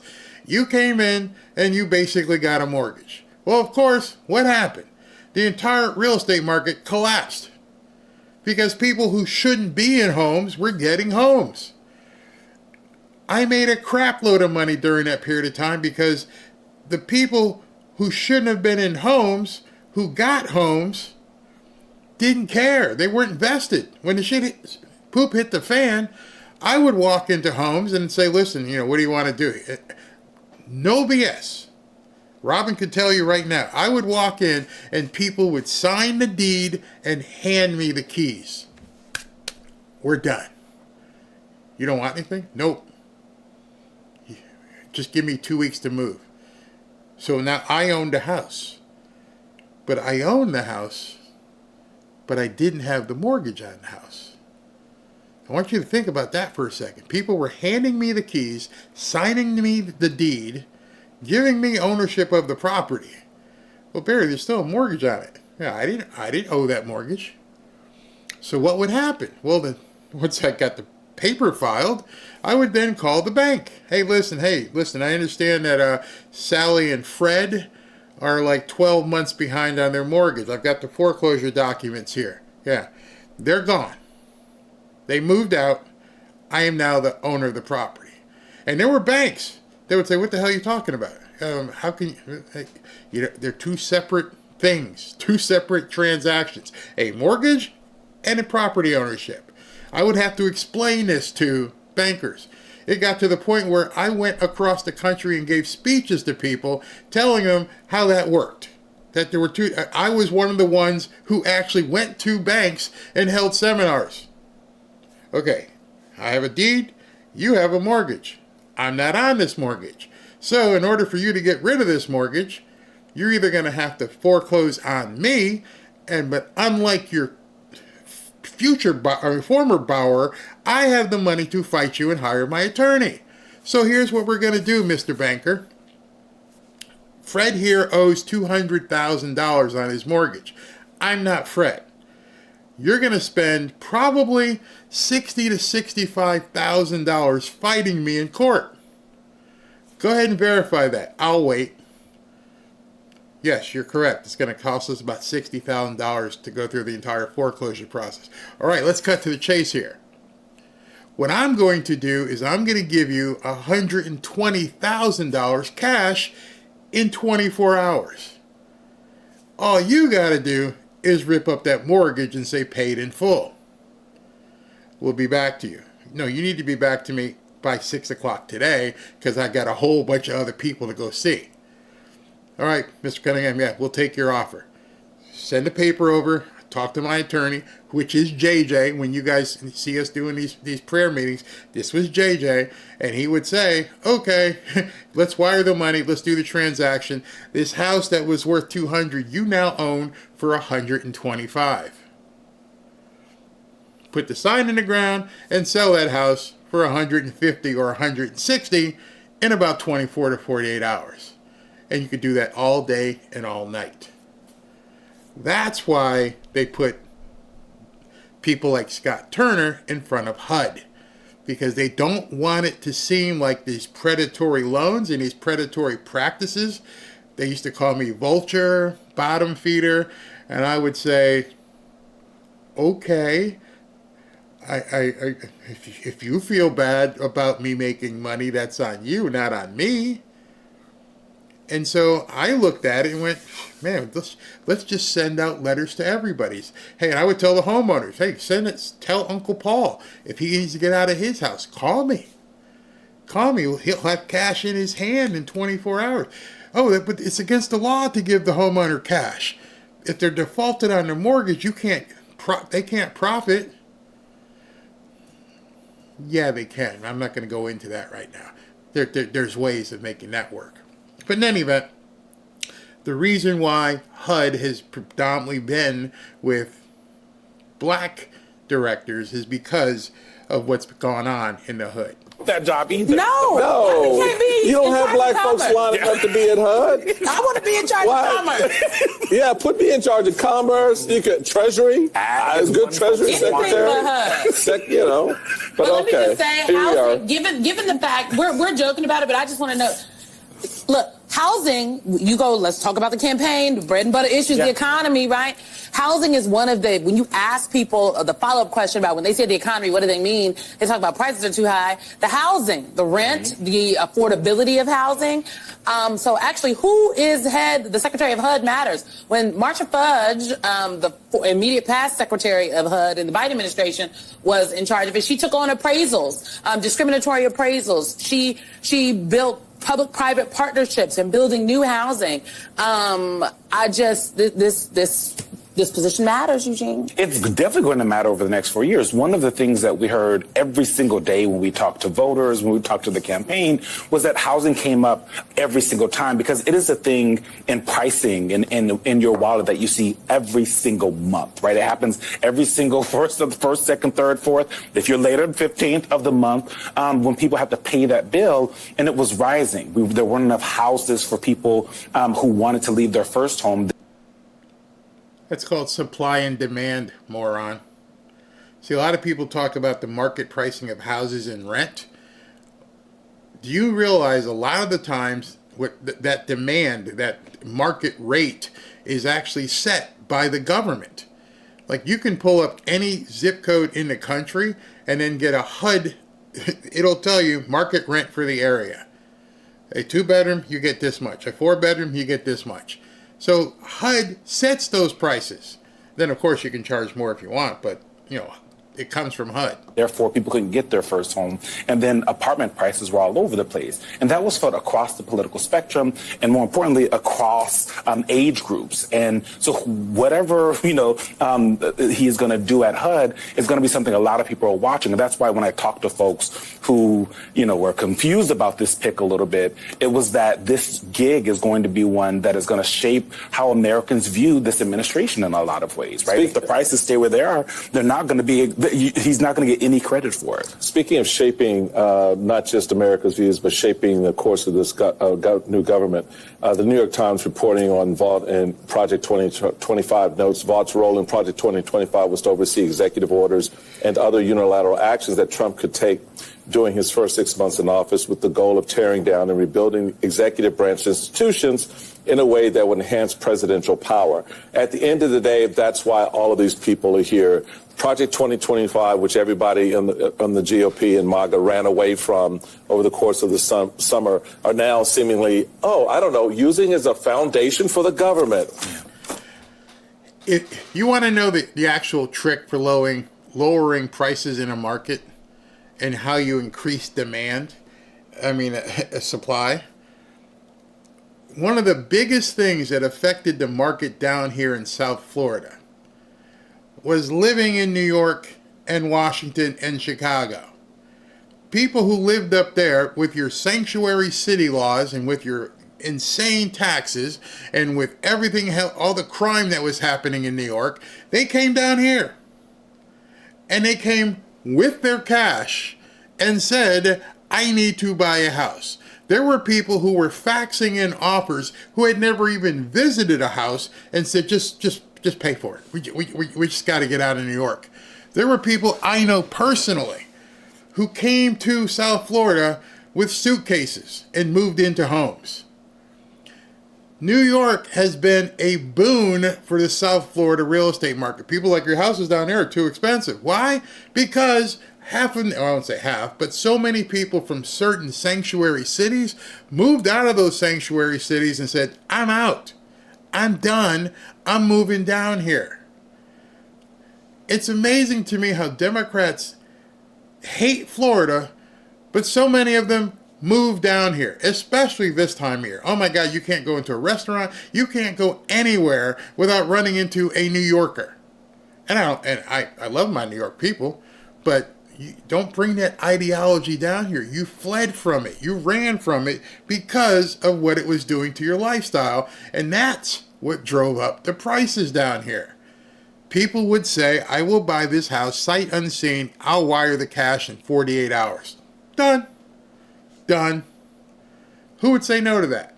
And that's what forced a lot of poor people out of the market. Who'd have thought of it? Yeah, you guys talked about it a lot.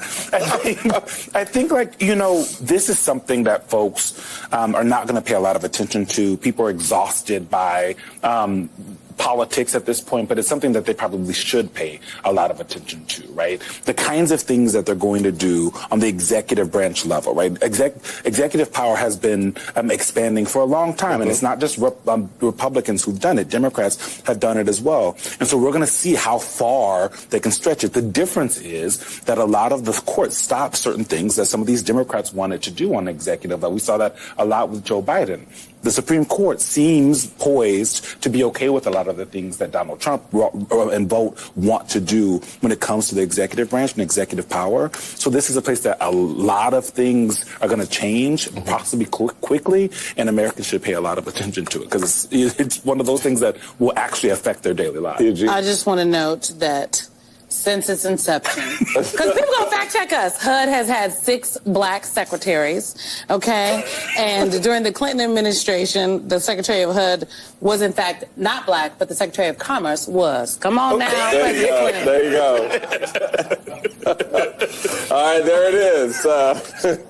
Eugene, thank you so much, bro. I appreciate you being at the table. Next, Democrats are still pushing to release the Matt Gaetz ethics report. Illinois Congressman. Number 9. Speaking of alarm, an alarming number of Trump's picks are accused of sex.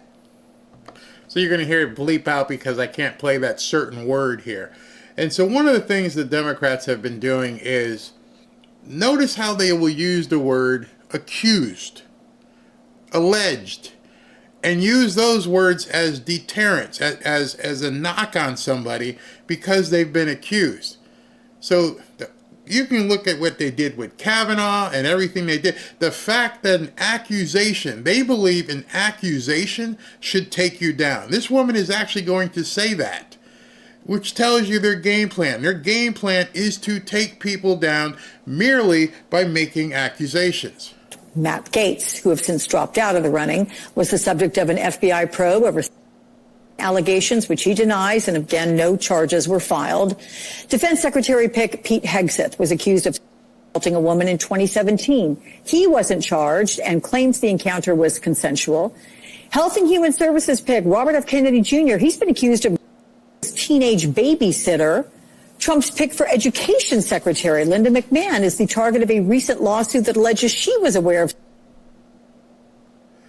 during her time at the WWE. Accused. I mean, Tara, there was a time when allegations of would completely end a political career. It wouldn't. That's what they want. That time, they said, when you could just have an accusation and it would end a political career. And they can't understand why it's not working anymore. You use that playbook to the hilt. You went overboard with Kavanaugh, and now you're not understanding. Well, it used to. This was our best tool. We would destroy somebody and call them, that name. And it used to work. You in the president's inner circle. Has Trump just normalized this type of conduct? Absolutely. Not only Trump, but the entire Republican Party. All MAGA has taken over. Character doesn't matter anymore. When I was a Republican, character mattered. I remember those days. Part of the reason why I left the Republican Party, because there is no integrity. There is no bar low enough at this point. And the fact that we're not just talking about one or two, we're talking about several people who are credibly accused of pretty significant conduct. That is abhorrent, and it should be embarrassing. And it should be embarrassing. Let me ask you, taking a shower with your daughter, embarrassing? I mean, credibly accused, right? I'm just saying, Dementia Joe, his daughter said he used to shower with her. How about that one? How about Bill Clinton? How about Bill Clinton and all the stuff he did back then? How about, a couple of the other guys who did some shady stuff?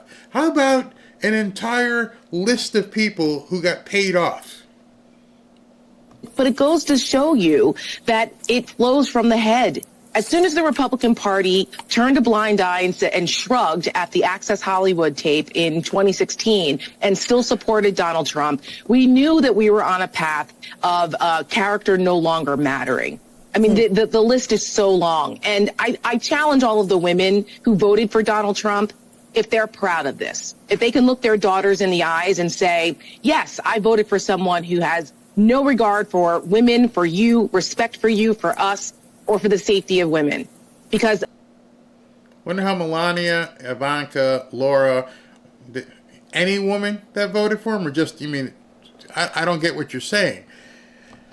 Because I went to school, played on a football team, was in a fraternity house, and I saw some guys do some stuff that they shouldn't have done and then end up getting accused of something that they didn't do.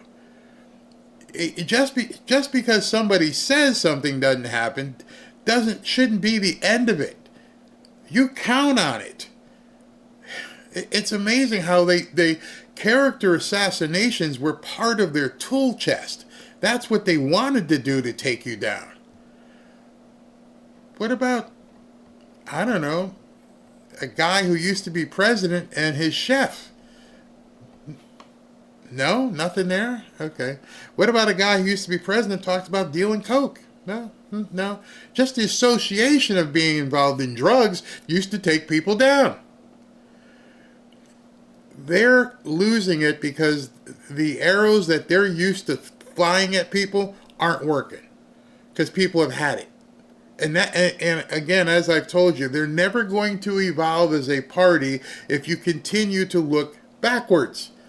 Right now, you should be saying, hey, listen, That doesn't matter to people anymore because it is what it is. We need to address all these things that they actually do care about. Just saying. I'm just saying.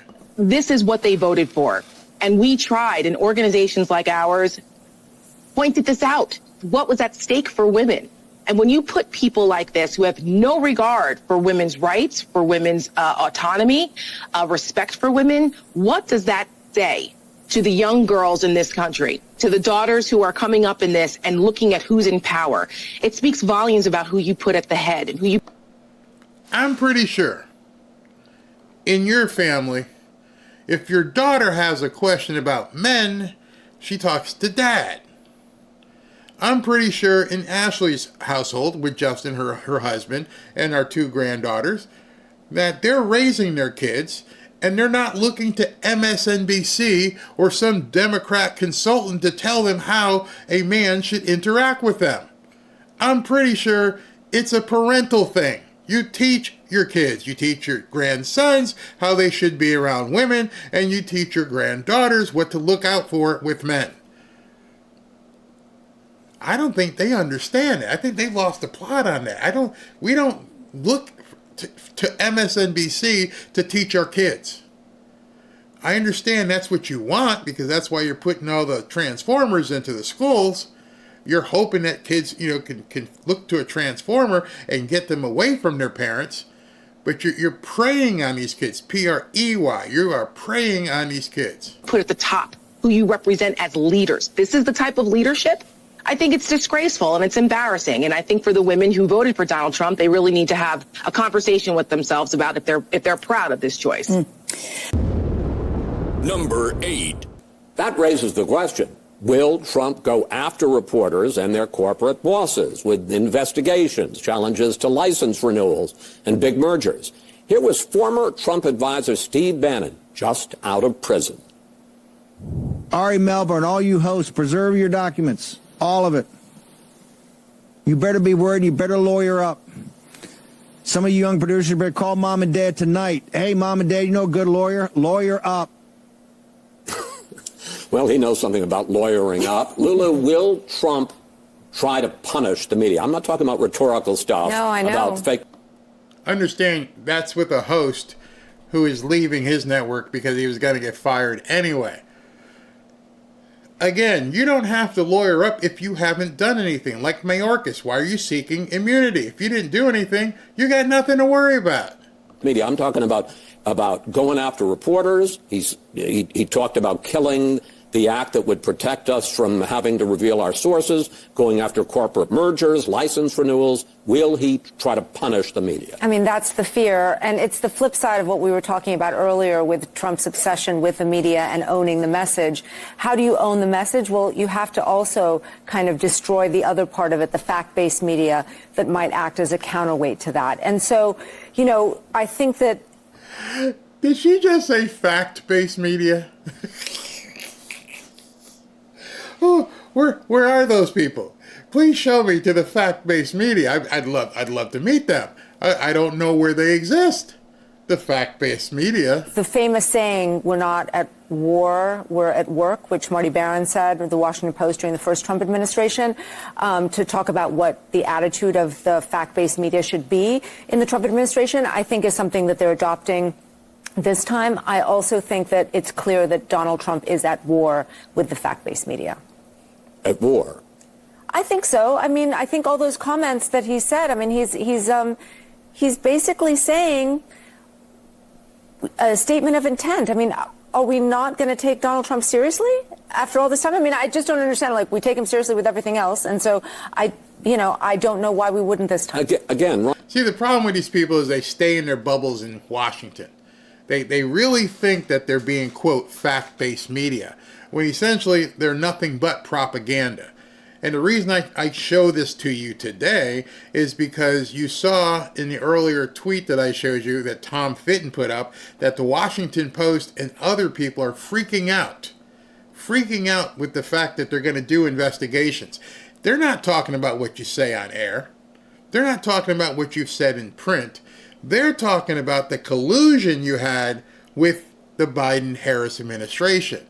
They're talking about the collusion you may have had with these guys and Facebook and everybody else. How did you coordinate these stories? You've seen the supercuts where they all say the same exact thing. The whole thing with the weird. Remember that? Weird, weird, weird, weird, weird, weird. Where'd that come from? Who decided they were going to start calling everyone on the right weird? Is there a fax somewhere? Is there an email that says, hey, listen, here's our new talking points. Start saying weird. So if you coordinated to basically fraudulently go after people and give them propaganda, then you do have something to worry about. And I want to be clear here. I'm not talking about him saying bad things about us. I'm talking about him taking reporters to court, trying to block our bosses, the people that own these companies, from conducting mergers or renewing licenses. I mean, really using the power of the government. Is the concern about Trump trying to curb a free press legitimate or overwrought? Well, I think that people are certainly allowed to be concerned about anything they'd like to be concerned about.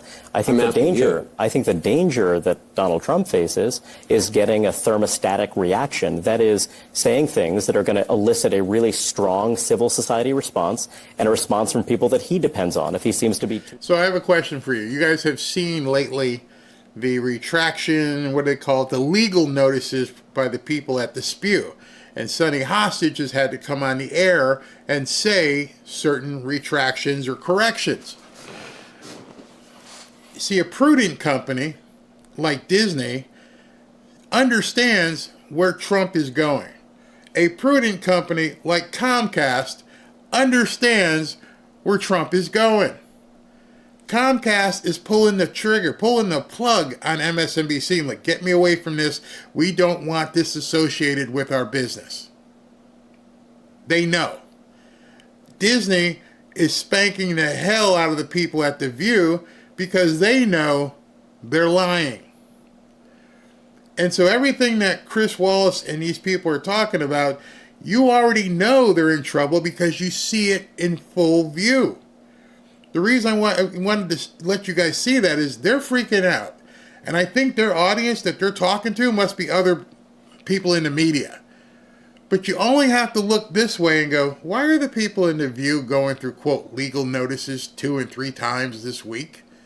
Why is Comcast all of a sudden looking to dump MSNBC? Well, you'd have to realize at this point that the people you've hired to get on the air and spew stuff are now a liability. Your company is way too big to take the hit because of something somebody on The View says. Disney wants no part of lawsuits from the government because of what the idiots on The View say. They got enough lawsuits on their own. They're dealing with all the woke shit in their movies and everything else. We don't need these people going on television making stuff up where there's actual video evidence. I can't defend you when there's a video of it. If something happens in one of the parks, or somebody grabs a kid, now we go to court and fight it and pretend like different happened, or get witnesses. They don't need a witness. They're looking at what you said. Oh, you defamed somebody. Oh, we're going to sue. Oh, get your butt out there and retract that. Comcast, we don't even want to deal with it. Just cut bait. We know what Joy Reid, we know what Rachel Maddow has said. Don't sue us. We're going to dump this thing. I'm 100% sure that's the reason why Comcast is dumping MSNBC and why Elon and everybody else is just laughing at him. It's going to be a fire sale. They asked $7 billion. I bet you they dumped that for under $2 billion. They're just going to get rid of it. Just make it go away. Meanwhile, these people are still trying to find a parachute. Extreme. That has always been the danger for Donald Trump that he faces. And I think that the net effect of all of this talk is really going to be that you're going to really enrich and embolden the media.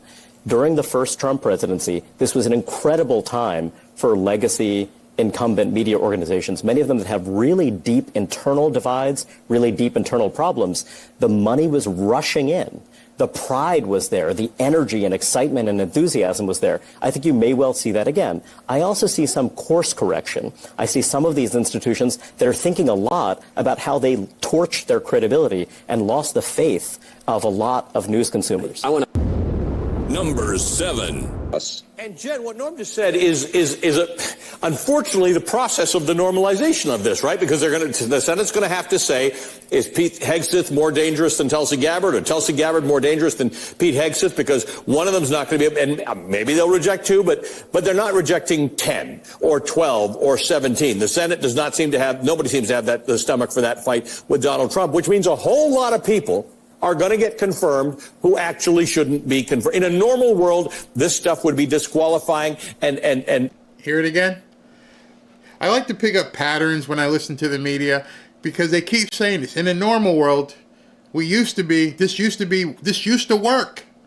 It used to work what we did. What do we do now? This stuff isn't working. And I started seeing this pattern occur over and over again. I wanted to show you because they are realizing at this point they are feckless. They can't stop Trump anymore. You have unloaded the gun. You have, as we know, done everything possible to stop him. And this bulldozer just keeps coming. Everything that we used to do no longer works. We don't know what to do. And these people would be dismissed before a conversation. But because of what Norm just said, a bunch of them are going to get approved. Absolutely. Now, the most encouraging thing I've heard, I certainly hope that she has support, was Lisa Murkowski saying she wasn't going to continue to consider any of these people until there was an FBI check on them. That's progress. That would be helpful because many of these people, including Tulsi Gabbard, have backgrounds that would never make them eligible for any government post, let alone for secretaries of these important government agencies.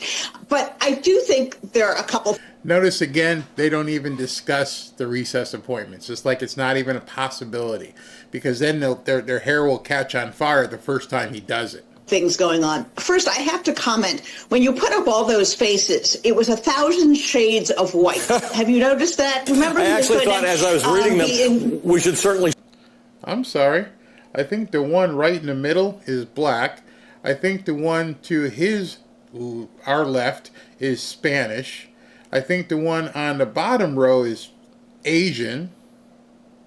Circle a few of them so that we can say, this is the one I'm talking about now. Yes, exactly. So here we have a little bit more diversity in the slide that you're... She got caught. She was ready to go full bore with this white thing. And this guy goes, oh, by the way, we can't say that anymore. Showing. But the first one, which was the major characters, yes, it's 1,000 shades of white.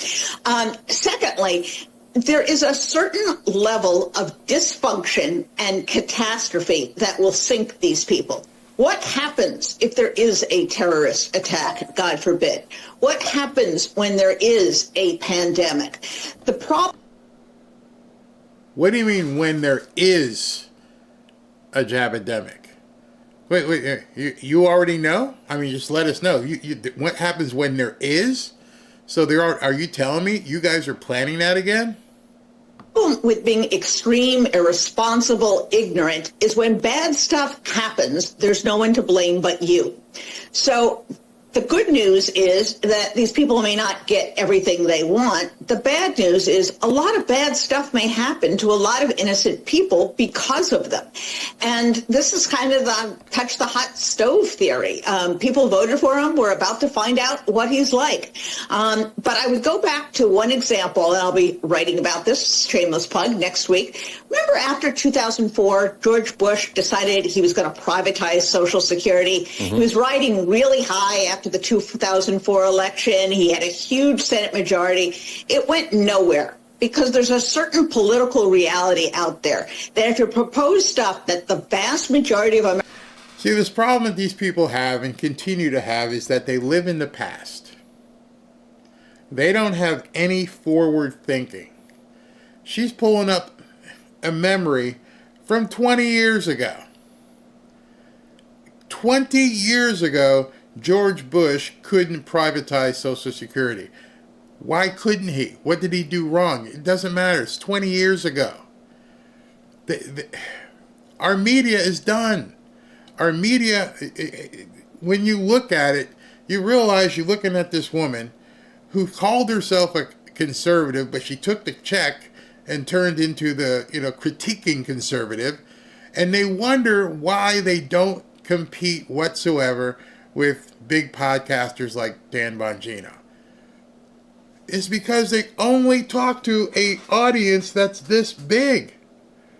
You're not giving an audience anything that is hopeful. You're on MSNBC. You just got your ass stomped on the 5th of November. Instead of still talking about stopping Trump, instead of still talking about what may happen and there may be another jabademic, what are you telling your people, the limited number of people who are watching? Well, Barry, why are you talking about them? I talk about them for one simple reason, to let you know it's basically game film. So you can see what your opponent is doing. I'm sure Trump watches me. He said he watches Morning Joe all the time. I always like to know what my opponents are doing. Maybe it's my football background, but looking and seeing what my opponent is doing can tell me what I need to do to overcome them. And so when I look at these people and I hear them talk and I bring it up to you, I'm like, they don't have any plan yet. They still don't have anything to go on. Let's run. Trump can look at it and go, let's run. Let's go with the taxes. Let's go with this. Let's go with that. Let's go with Project 2025 if you want. They can't stop us. And that gives me so much encouragement. And there's a couple things I'm going to show you that shows complete full fear. And when you smell fear, that's when you really can seize on things. None of these people have any idea what to do whatsoever with Trump and with us as Trump supporters. Americans hate, and the vast majority of members of Congress think is going to be toxic for them. You're going to run into some trouble. And that's, I think, the leverage that we have. It's not that we're going to convince Republicans in the Senate to vote down RFK Jr. It's that when catastrophes happen, they'll be held accountable. And when we ask them, what the hell are you talking about? What? So now you've gone from we lost the election to we can't wait till there's a catastrophe. Seriously? Seriously, is that what you're telling your people? Our only hope at this point is something bad happens. That's how we're going to save the Democrats. She's indicating to you they don't give a shit about America. Notice that. This is how we beat Trump. This is how we overcome the Republicans. We need a catastrophe in this country to try and overcome what they're doing. You should be ashamed of yourself. That's the kind of reasons why I like to show this stuff to you, so you get their mindset. They would rather the United States of America endure a catastrophe as long as it hurts Republicans and Donald Trump. They have nothing to offer their people. They're hoping something bad happens. That people look at the ramifications and take responsibility for their votes. A lot of people are going to get cold feet. Who's number 6? It's, you make such an interesting point, and you drew our attention to something people vaguely know but don't realize the extent to which he is a government-related. So as he says what I'd like you to do, when they say the words Elon Musk, go ahead and insert George Soros, because you'll never hear them talk about him. But right now, Elon is in their sights. And then you have to think to yourself, why are you guys so freaking worried about Elon Musk? What is motivating you to be worried about this gabillionaire? Business titan. And I'm not taking away from his accomplishments. If you read the Isaacson biography, he's got an interesting career. But look at his federal contracts, right? It's not one or two. It's sort of a who's who of federal agencies. Look at the investigations into his companies, though, and you see that it works both ways. Justice, labor, transportation have looked into his practices. And so then you have a quote given to ABC News about his overlord status. If you're on the wrong side of these... Okay, so I want you to think about a man who is doing business with all of these agencies under Biden. Trump's not in office. All these agencies that he's already been cleared with, they knew he was a billionaire when they decided to do work with him. And all these agencies with the different little logos and stuff here, he works with them. Wasn't a problem then. Now all of a sudden it's a huge problem. Votes, you're buying yourself a primary, and Elon Musk is going to finance it. That's a Trump aid. How is this not a concerning kleptocratic shakedown? Oh, it should be extremely concerning. I mean, we are living, as Bernie Sanders would say, increasingly in an oligarchy, and the oligarch is Elon Musk, the world's richest man. I mean, I'm sorry. How many prosecutors across the country did George Soros fund? They're all over the place. Fannie Willis, Alvin Bragg, the guy in L.A. No stories about that. That's okay. Your hypocrisy is beyond measure. Not a single thing, but Elon Musk funding something politically. Oh my God, can't do that. Look at what happened with this Department of Government Efficiency called DOGE.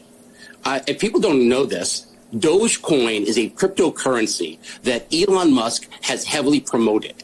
He has done it over the years. It started kind of as a joke, but he saw that the more he promoted it, the more its value increased. It is now worth about $55 billion thanks to Elon Musk's promotion. And it is widely believed that Elon Musk is a huge investor in this Dogecoin. And just to jump in, because some of this stuff sounds so new.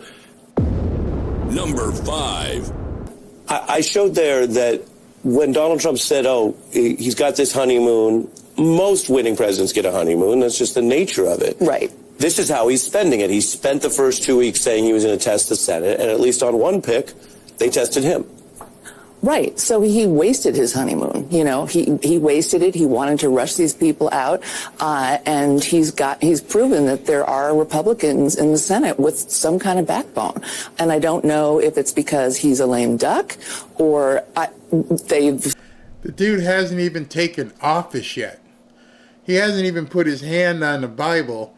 And she's telling their limited audience that he's a lame duck. Seen morality.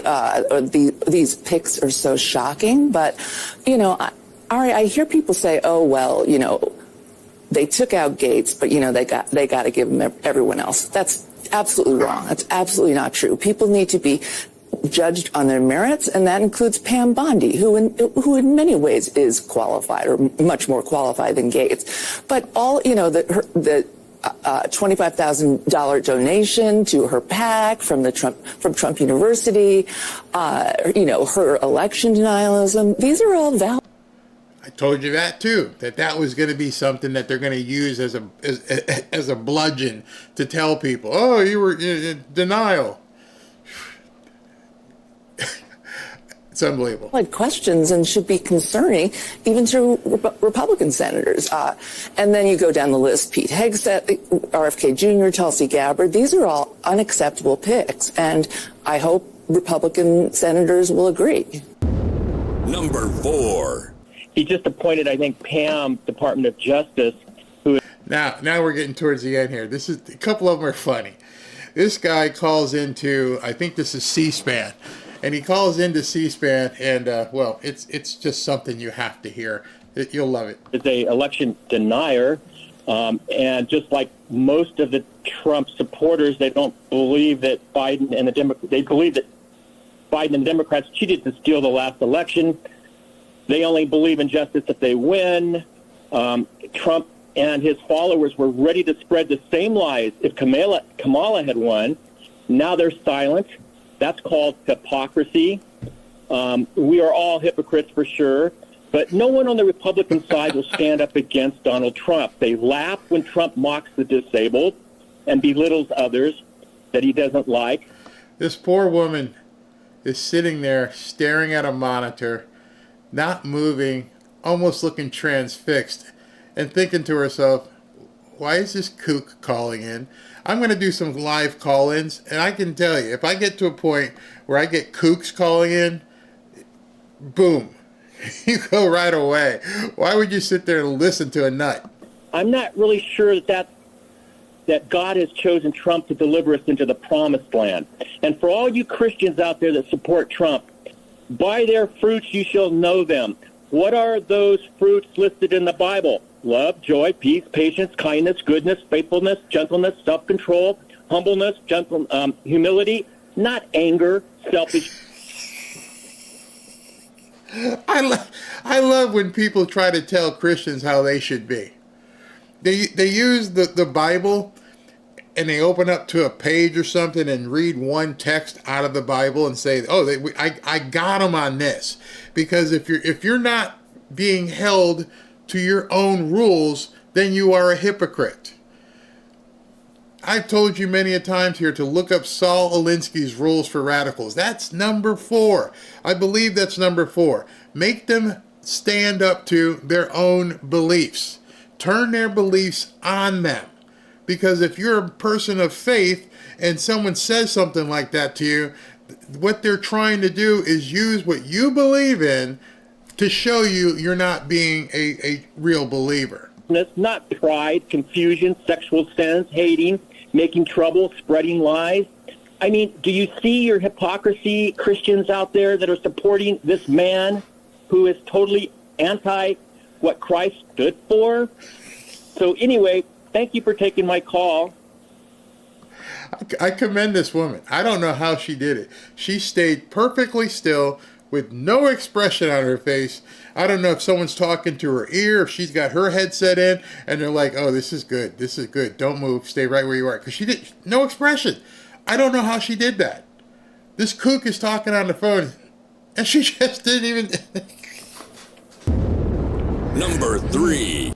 On the question of whether former Congresswoman Tulsi Gabbard, Donald Trump's pick to lead the U.S. intelligence community, was placed on a TSA watch list this year, let's go to CNN's Zachary Cohen. And Zach, Gabbard is a former member of Congress. You report she was placed on the Quiet Skies list and then was subsequently removed. What is that list, and how did she end up on it? Yeah, Jack, this is a government watch list, and it identifies passengers who require additional security screening before they get on a flight. And it's based around an algorithm that uses certain criteria to identify these passengers that are then... No, it's not. Why are you lying? Why are you always lying, Jake? Oh, Biden. Biden and his administration put her on that list. They purposely put her on that list because she began criticizing them. It had nothing to do with an algorithm. Added to the list, and this criteria includes things like foreign travel patterns and foreign connections, and those are both reasons why Tulsi Gabbard, according to our sources, was placed. According to our sources. Yeah, you made that shit up. On this list. Again, it's a additional security screening list for passengers who do ping multiple of these pieces of criteria. And now Gabbard has claimed publicly that she was added to a, quote, secret terror watch list. That's not what this is. She has also claimed that the reason she was added to the list is because she publicly criticized then presidential candidate Kamala Harris. Again, our sources vehemently deny that there's anything political that goes into the process for... Why do you need sources? We're talking about a government agency. It's fully transparent. We're going to find out how she got on that list. You don't need sources, because unless your source works for the TSA, your source is full of crap. Just to let you know, you hide behind that our sources bullshit all you want. When Trump and the guys start digging in and to find out who put Tulsi Gabbard on that list, this is a government agency. This isn't a reporter. This was filed. Somebody had to have put her name on that list. The computer didn't just come up. Oh, Tulsi Gabbard. This isn't a friggin' Minority Report. Somebody put her on that list. So your sources don't mean shit. What we want to know is who was the person who typed her name in and stuck her on that watch list, and who told that person to type the name in. There's enough BS going around with these people in the media that most people don't see what they're saying, but you have to understand if DOGE and some of these other agencies are going to go full transparency, they're going to find out how she got put on that list, and you know, Lord help them. Flagging passengers, and in fact, it's a very serious security tool that's used by TSA in a risk management and a risk-based approach. So look, Tulsi Gabbard The reasons for and the circumstances around why she was added to this list, the specifics, could be benign, and the foreign travel that was flagged and the foreign connections may ultimately have no connection and no bearing to her personally. But again, you don't think they would know that by now? You see, the fact that the day after she went public, as a lieutenant colonel still in the armed forces, you don't think the day after she went public that should have been taken off? So you're telling me your sources are trying to figure out why she was on this list and for how long? Why wasn't it for 24 hours? Why wasn't it just taken off right away? And this is unprecedented and highly unusual for someone who is tapped to lead the U.S. intelligence community to be on a government watch list. That is a very legitimate, again, piece of security preventative program by the U.S. government. So again, Gabbard has already. So what you're saying is, here's another tool. The accusations about playing around with women, that didn't work. And all the other things didn't work. So now the thing is, what you're telling us is if you put somebody on a watch list, they shouldn't be able to be nominated. I've flown quite a bit. My wife has flown quite a bit. Are you telling me these yahoos at the airport should be responsible for who and who isn't a cabinet person? You know those people. Oh, okay, what's this? Oh, yeah, what's all right. Those people? It's sort of like going to 7-Eleven and bringing in some money. I know you guys have seen this, right? Because I have laughed so many times. You give them 100 or something, and they go, I'm like, you work for the Treasury Department? You're making $12 an hour, and you up here trying to look at my money. Okay, I think this looks good. Oh my God, TSA? TSA is who you're relying on. Oh my God, you might as well have the 7-Eleven person looking at your money. His eyebrows because of her questionable foreign interactions in the past. You'll obviously remember that she met with Syrian dictator Bashar al-Assad back in 2017. She's parroted Russian propaganda talking points as well in public. So those are already things that are a concern to Republicans. Notice how he tried to weave in bullshit while he was trying to say, my sources. She's parroted propaganda. You mean what you're doing right now? You see, they have no self-awareness whatsoever. And Jake Tapper just sits there. Man, that prune juice is really acting up right about now. Hope he's almost done.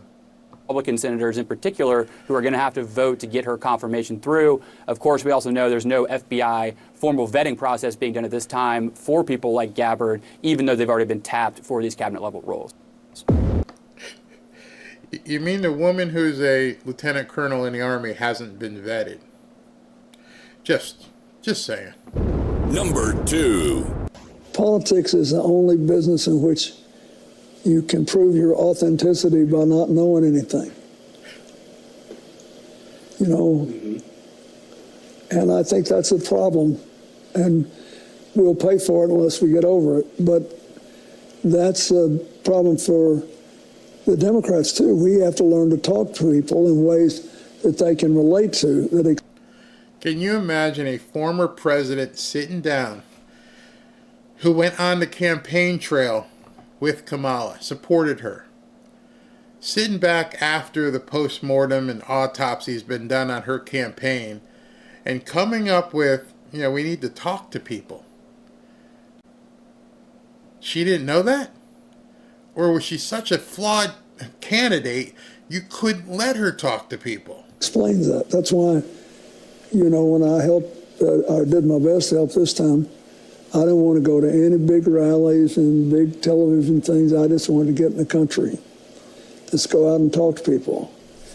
Because I think that we're behind in the sense that a lot of the small town and rural people are now highly sophisticated in how they get their information. And there are zillions of new websites now, all trying to advance their sort of conservative to right-wing radical cause. And a lot of times we're not playing on the same field and we're not even being heard. So I just said, send me out there and I'll see if I can't do some good. I have no idea if I did, but I tried. Now that to me, in case you're wondering why I stuck that in, that was extremely eye-opening. This guy, what all the stuff he's done, we all know the history, we know what Bill's done, we know what he's been accused of, but the guy came across very credible right there to me as someone who told Kamala's campaign, you're missing it. You know, experience and wisdom sometimes go together very, very, very cohesively.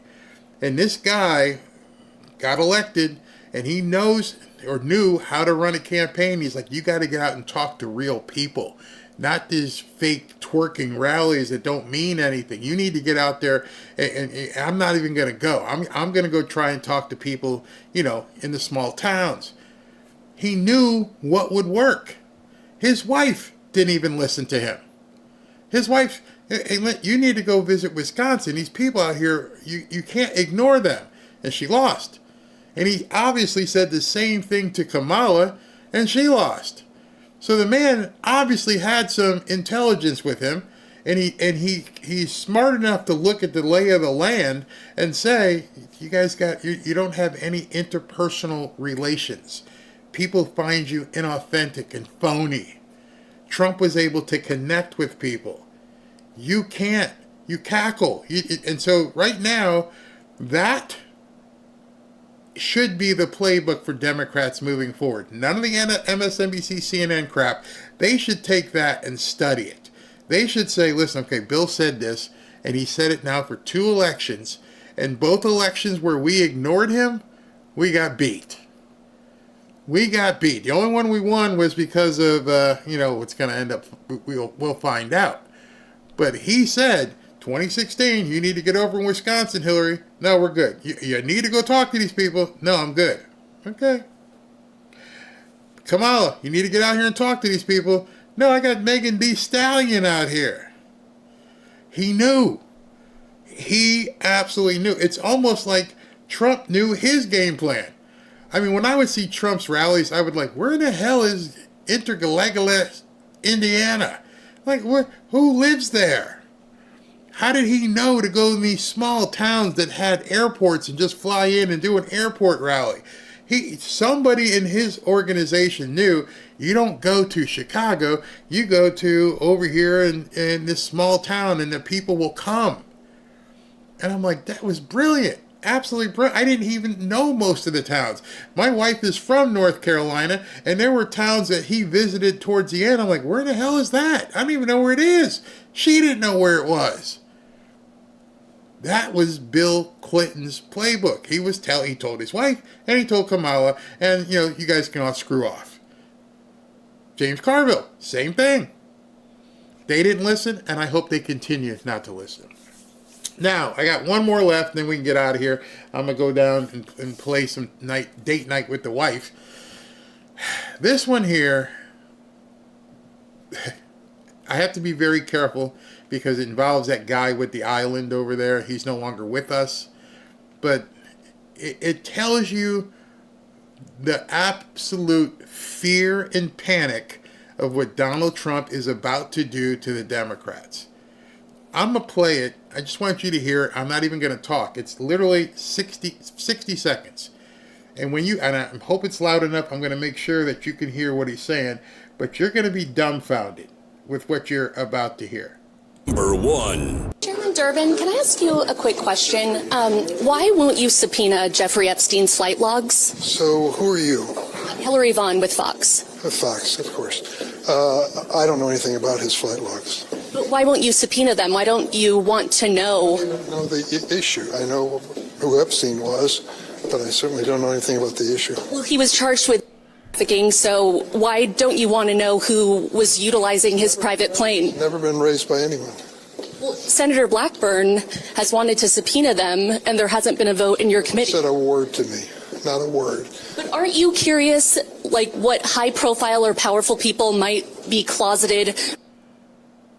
Does that concern you? Of course. So why won't you subpoena them if you can? It's the first time anyone has raised it. Thank you, Fox. So are you curious about it? Will you do it? Durbin's a liar. I'm going to let you stew on that one. I can't really talk much about it, but you just heard one of the leaders in the Democrat Senate say he didn't know anything about what guy? I don't know. I heard nobody's ever brought it up. Nobody has ever brought it up that there might be an issue here. I don't know anything about it. Nobody's talked to me. Senator, it's a major thing. What do you mean you don't know?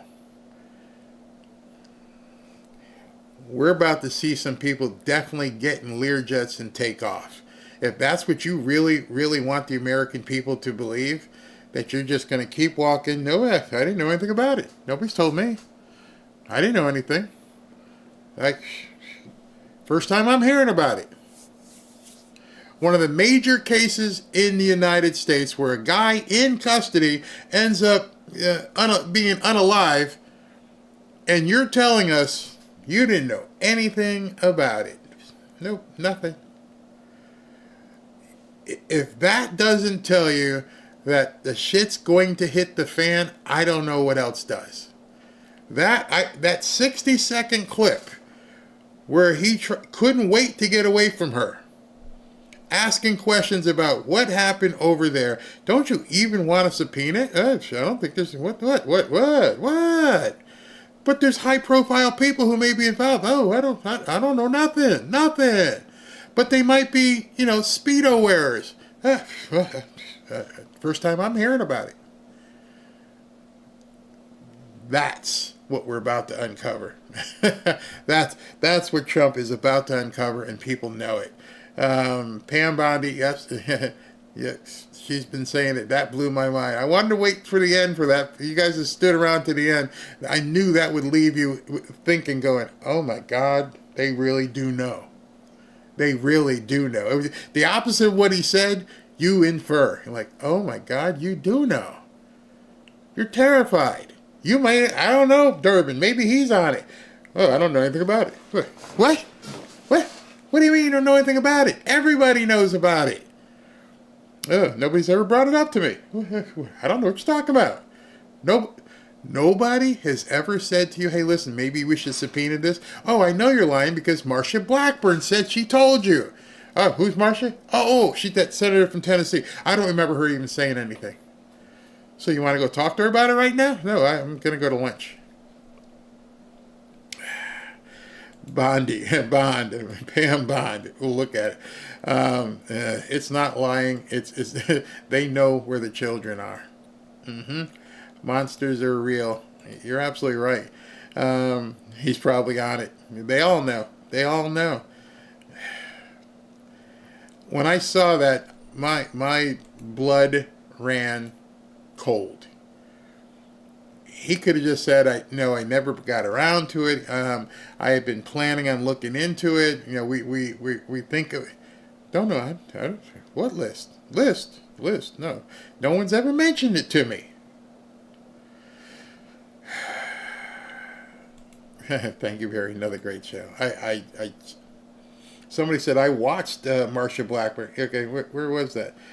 Somebody said I watched Marsha Blackburn ask him. Yeah, it's about to get crazy. Crazy. I don't know how to even digest that other than just the opposite of what he said. They all know. You can't be that obtuse. So it was a terrifying question to him, and she put it, first I've heard of it. My. That was, Muriel says, that's so weak. It is so weak. Lie. Say something else. But don't tell America. I don't know what you're talking about. I never heard of this guy. Who? No, I don't know. Is he a rabbi or something? Never heard about it. Unbelievable. This is the country that we live in now, and that's why that party is going to be destroyed, and that's why that party is terrified. That party right now is about to be ripped apart, and they're going to do everything they possibly can to make sure that it doesn't happen. I say it many times. A lot of people try to ask me, what does it mean? And I think at this point, people really need to look into taking the red pill. And if you don't know what that means, ask some people. And I know where you can ask them too.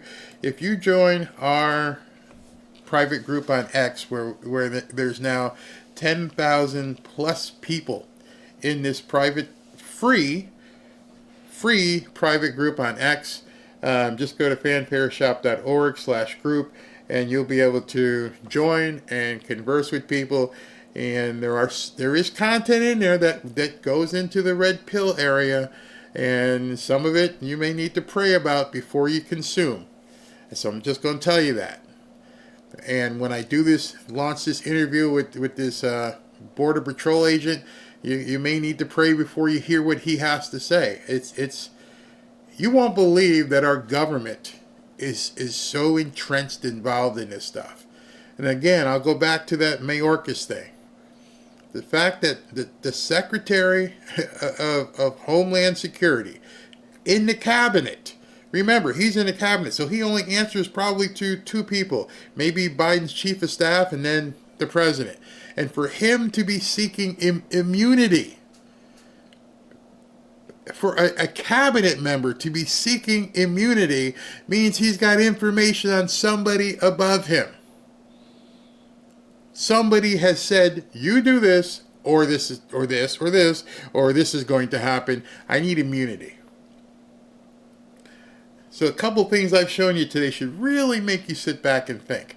Jennifer Rubin, when she said, when the next, or is the next catastrophe, I'm thinking to myself, people, listen to what they're saying here. Crazy, absolutely crazy. All right, so let me get to super chats because I got to get. Let's see here. Lizzle Goodman. As Australian, I believe from what I've seen, Trump was ripped in 2020. However, he can now fix it so it never can happen again. I completely agree. Joy Kirkland. I wouldn't be surprised if Trump just wants the real results just to make them all apologize. He's due, and they should bend the knee.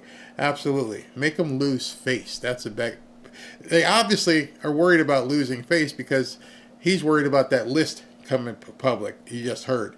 Just another knucklehead. Heuristic more likely than algorithm. Ignore information with the goal of making decision more accurately. They make it up and place her on. Yeah, you're right. Let's see here. Richard Draves. Barry, I like your show. Do you think Dems would start WW3 to keep power? Yeah. I think we all see that. It's happening right now. Yeah, last night I showed you that Putin said he would sit with Trump to basically negotiate, and those countries in Europe said, no, we don't want you negotiating. We don't want peace. Says who? Jose Bazil. Hey, very wonderful show. The $1 million question is, can you imagine being married to Joy Reid? I feel bad for her husband. She's not married, is she? Oh, hell no, she can't be married. I think she plays for the other team. I'd have to check that. But no, I could not ever imagine that. So I got to read this comment because it showed up in the thread. Sorry, off topic, but on what planet is Rachel Madcow worth $25 million? That's $1 million question for sure. I don't know. Ruth McCurdy, the border is their catastrophe. I trust Trump. I trust Barry the most ever. Thank you very, very much. Joey Skaggs, thanks for the show. Very great commentary. Super fun group. I really love our group. Really love it. I've seen other people's live streams, and you guys are fantastic. The fact is, from Market Reality, is those nuts at MSNBC, they're the weird ones. Ain't that the truth? Just another knucklehead. Where'd that go? That went to the next page here. Fact-based media seems to be losing bigly. They're getting fired. I guess their facts are all a little inaccurate. Jolly Wally, thank you very much. Maria M. I am proud to be a female Trump supporter. Yeah, what would you tell your daughter? Mark of Reality, again, if they really want to go after the new HHS secretary, POTUS should appoint Don Jr. He's pretty good at real estate. From Andrew DePazzo, hey Barry, thanks for remembering my post. I wasn't saying beer is bad. I love beer. I just think they should list the ingredients. Oh, that was your post. Okay. Yeah, I remembered it because it struck me, and I'm like, what's in beer? Who's this? P. Where's P? Oh, there will be some who will never wake up and be lost forever unless the propagandists are held accountable. And I think their parent companies are now doing that. That's the thing. Mama Mima, until threats are gone, JD should never be anywhere near Trump. Good point. Good point. Spencer 17, make mental health great again and Dems are free. Mama Mima again, didn't Biden authorize lethal force on citizens? Yeah, there's some sort of executive order. Exactly. Dana Wright, you should have the Muttley laugh like your drum roll. I could probably find that somewhere, so you're absolutely right. Let me go through here. I don't like to miss people. Larry, the scrapper guy, thank you, Barry. Now what I've made it past Trump's election, I can rest easy if I don't get my kidney transplant. Oh, I'm so sorry to hear that. We'll pray for you. I hope it works out for you. B. Guerrero, who let the dogs out? Who Trump did attack. Absolutely. No prisoners. No prisoners. Have no mercy. Randy. Oh, hey, Randy. I haven't seen you in a while. 33 years as a cop. I never got to work from home. You're damn right. And you know about probably immunity agreements as well.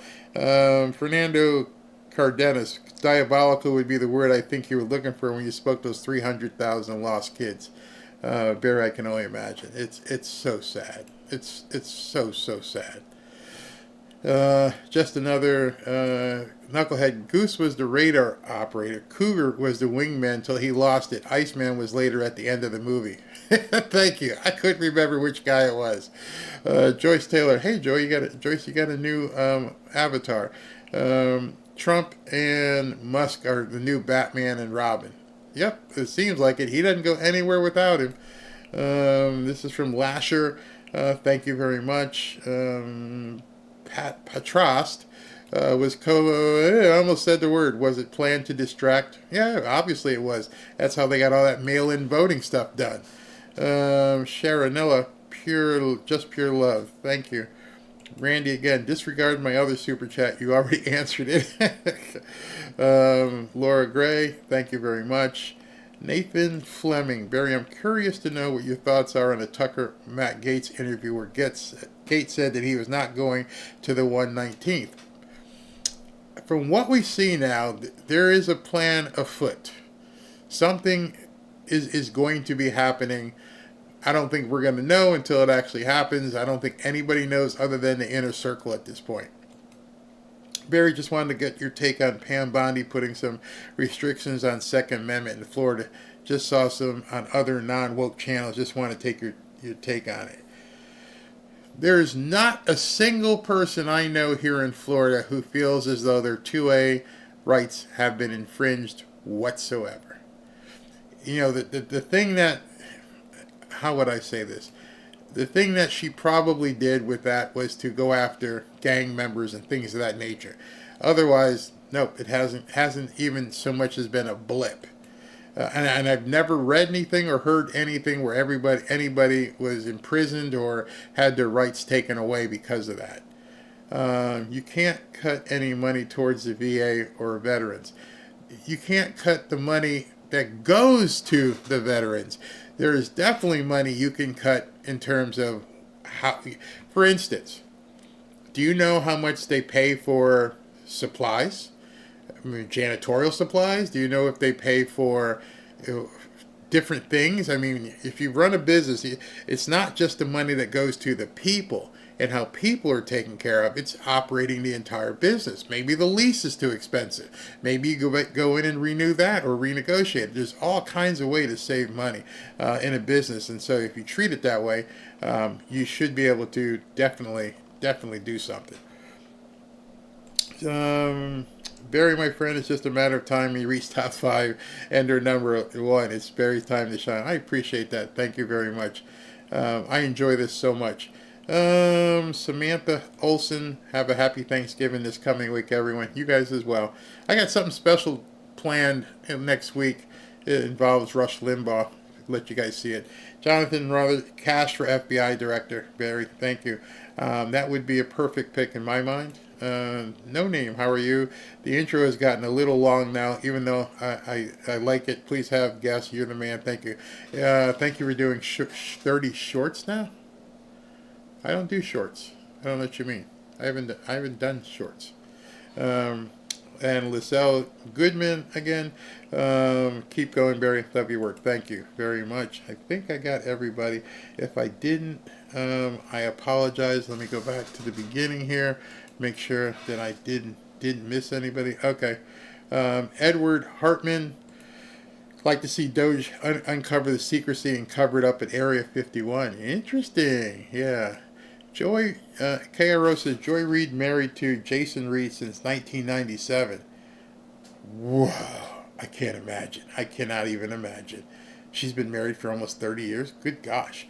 Donald Donovan, just curious. I've been watching you since your very first podcast. Why do only show mostly the same people's comments? Just wondering.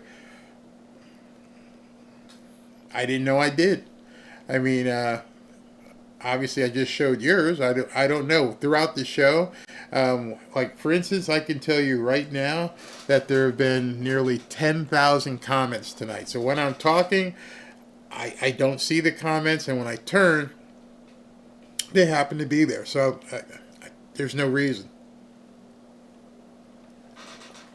And I'm sorry if you felt slighted, but that's nothing. It's just timing. Diane Torian, liars, pants on fire. They're complete liars. FL, thanks Barry for a great job. My prayers are a great Thanksgiving for everybody. I believe, too. Tommy the guitarist. Just made it. Wow, lots going on. Like it here, Barry. Really hope your show evolves into a White House gig.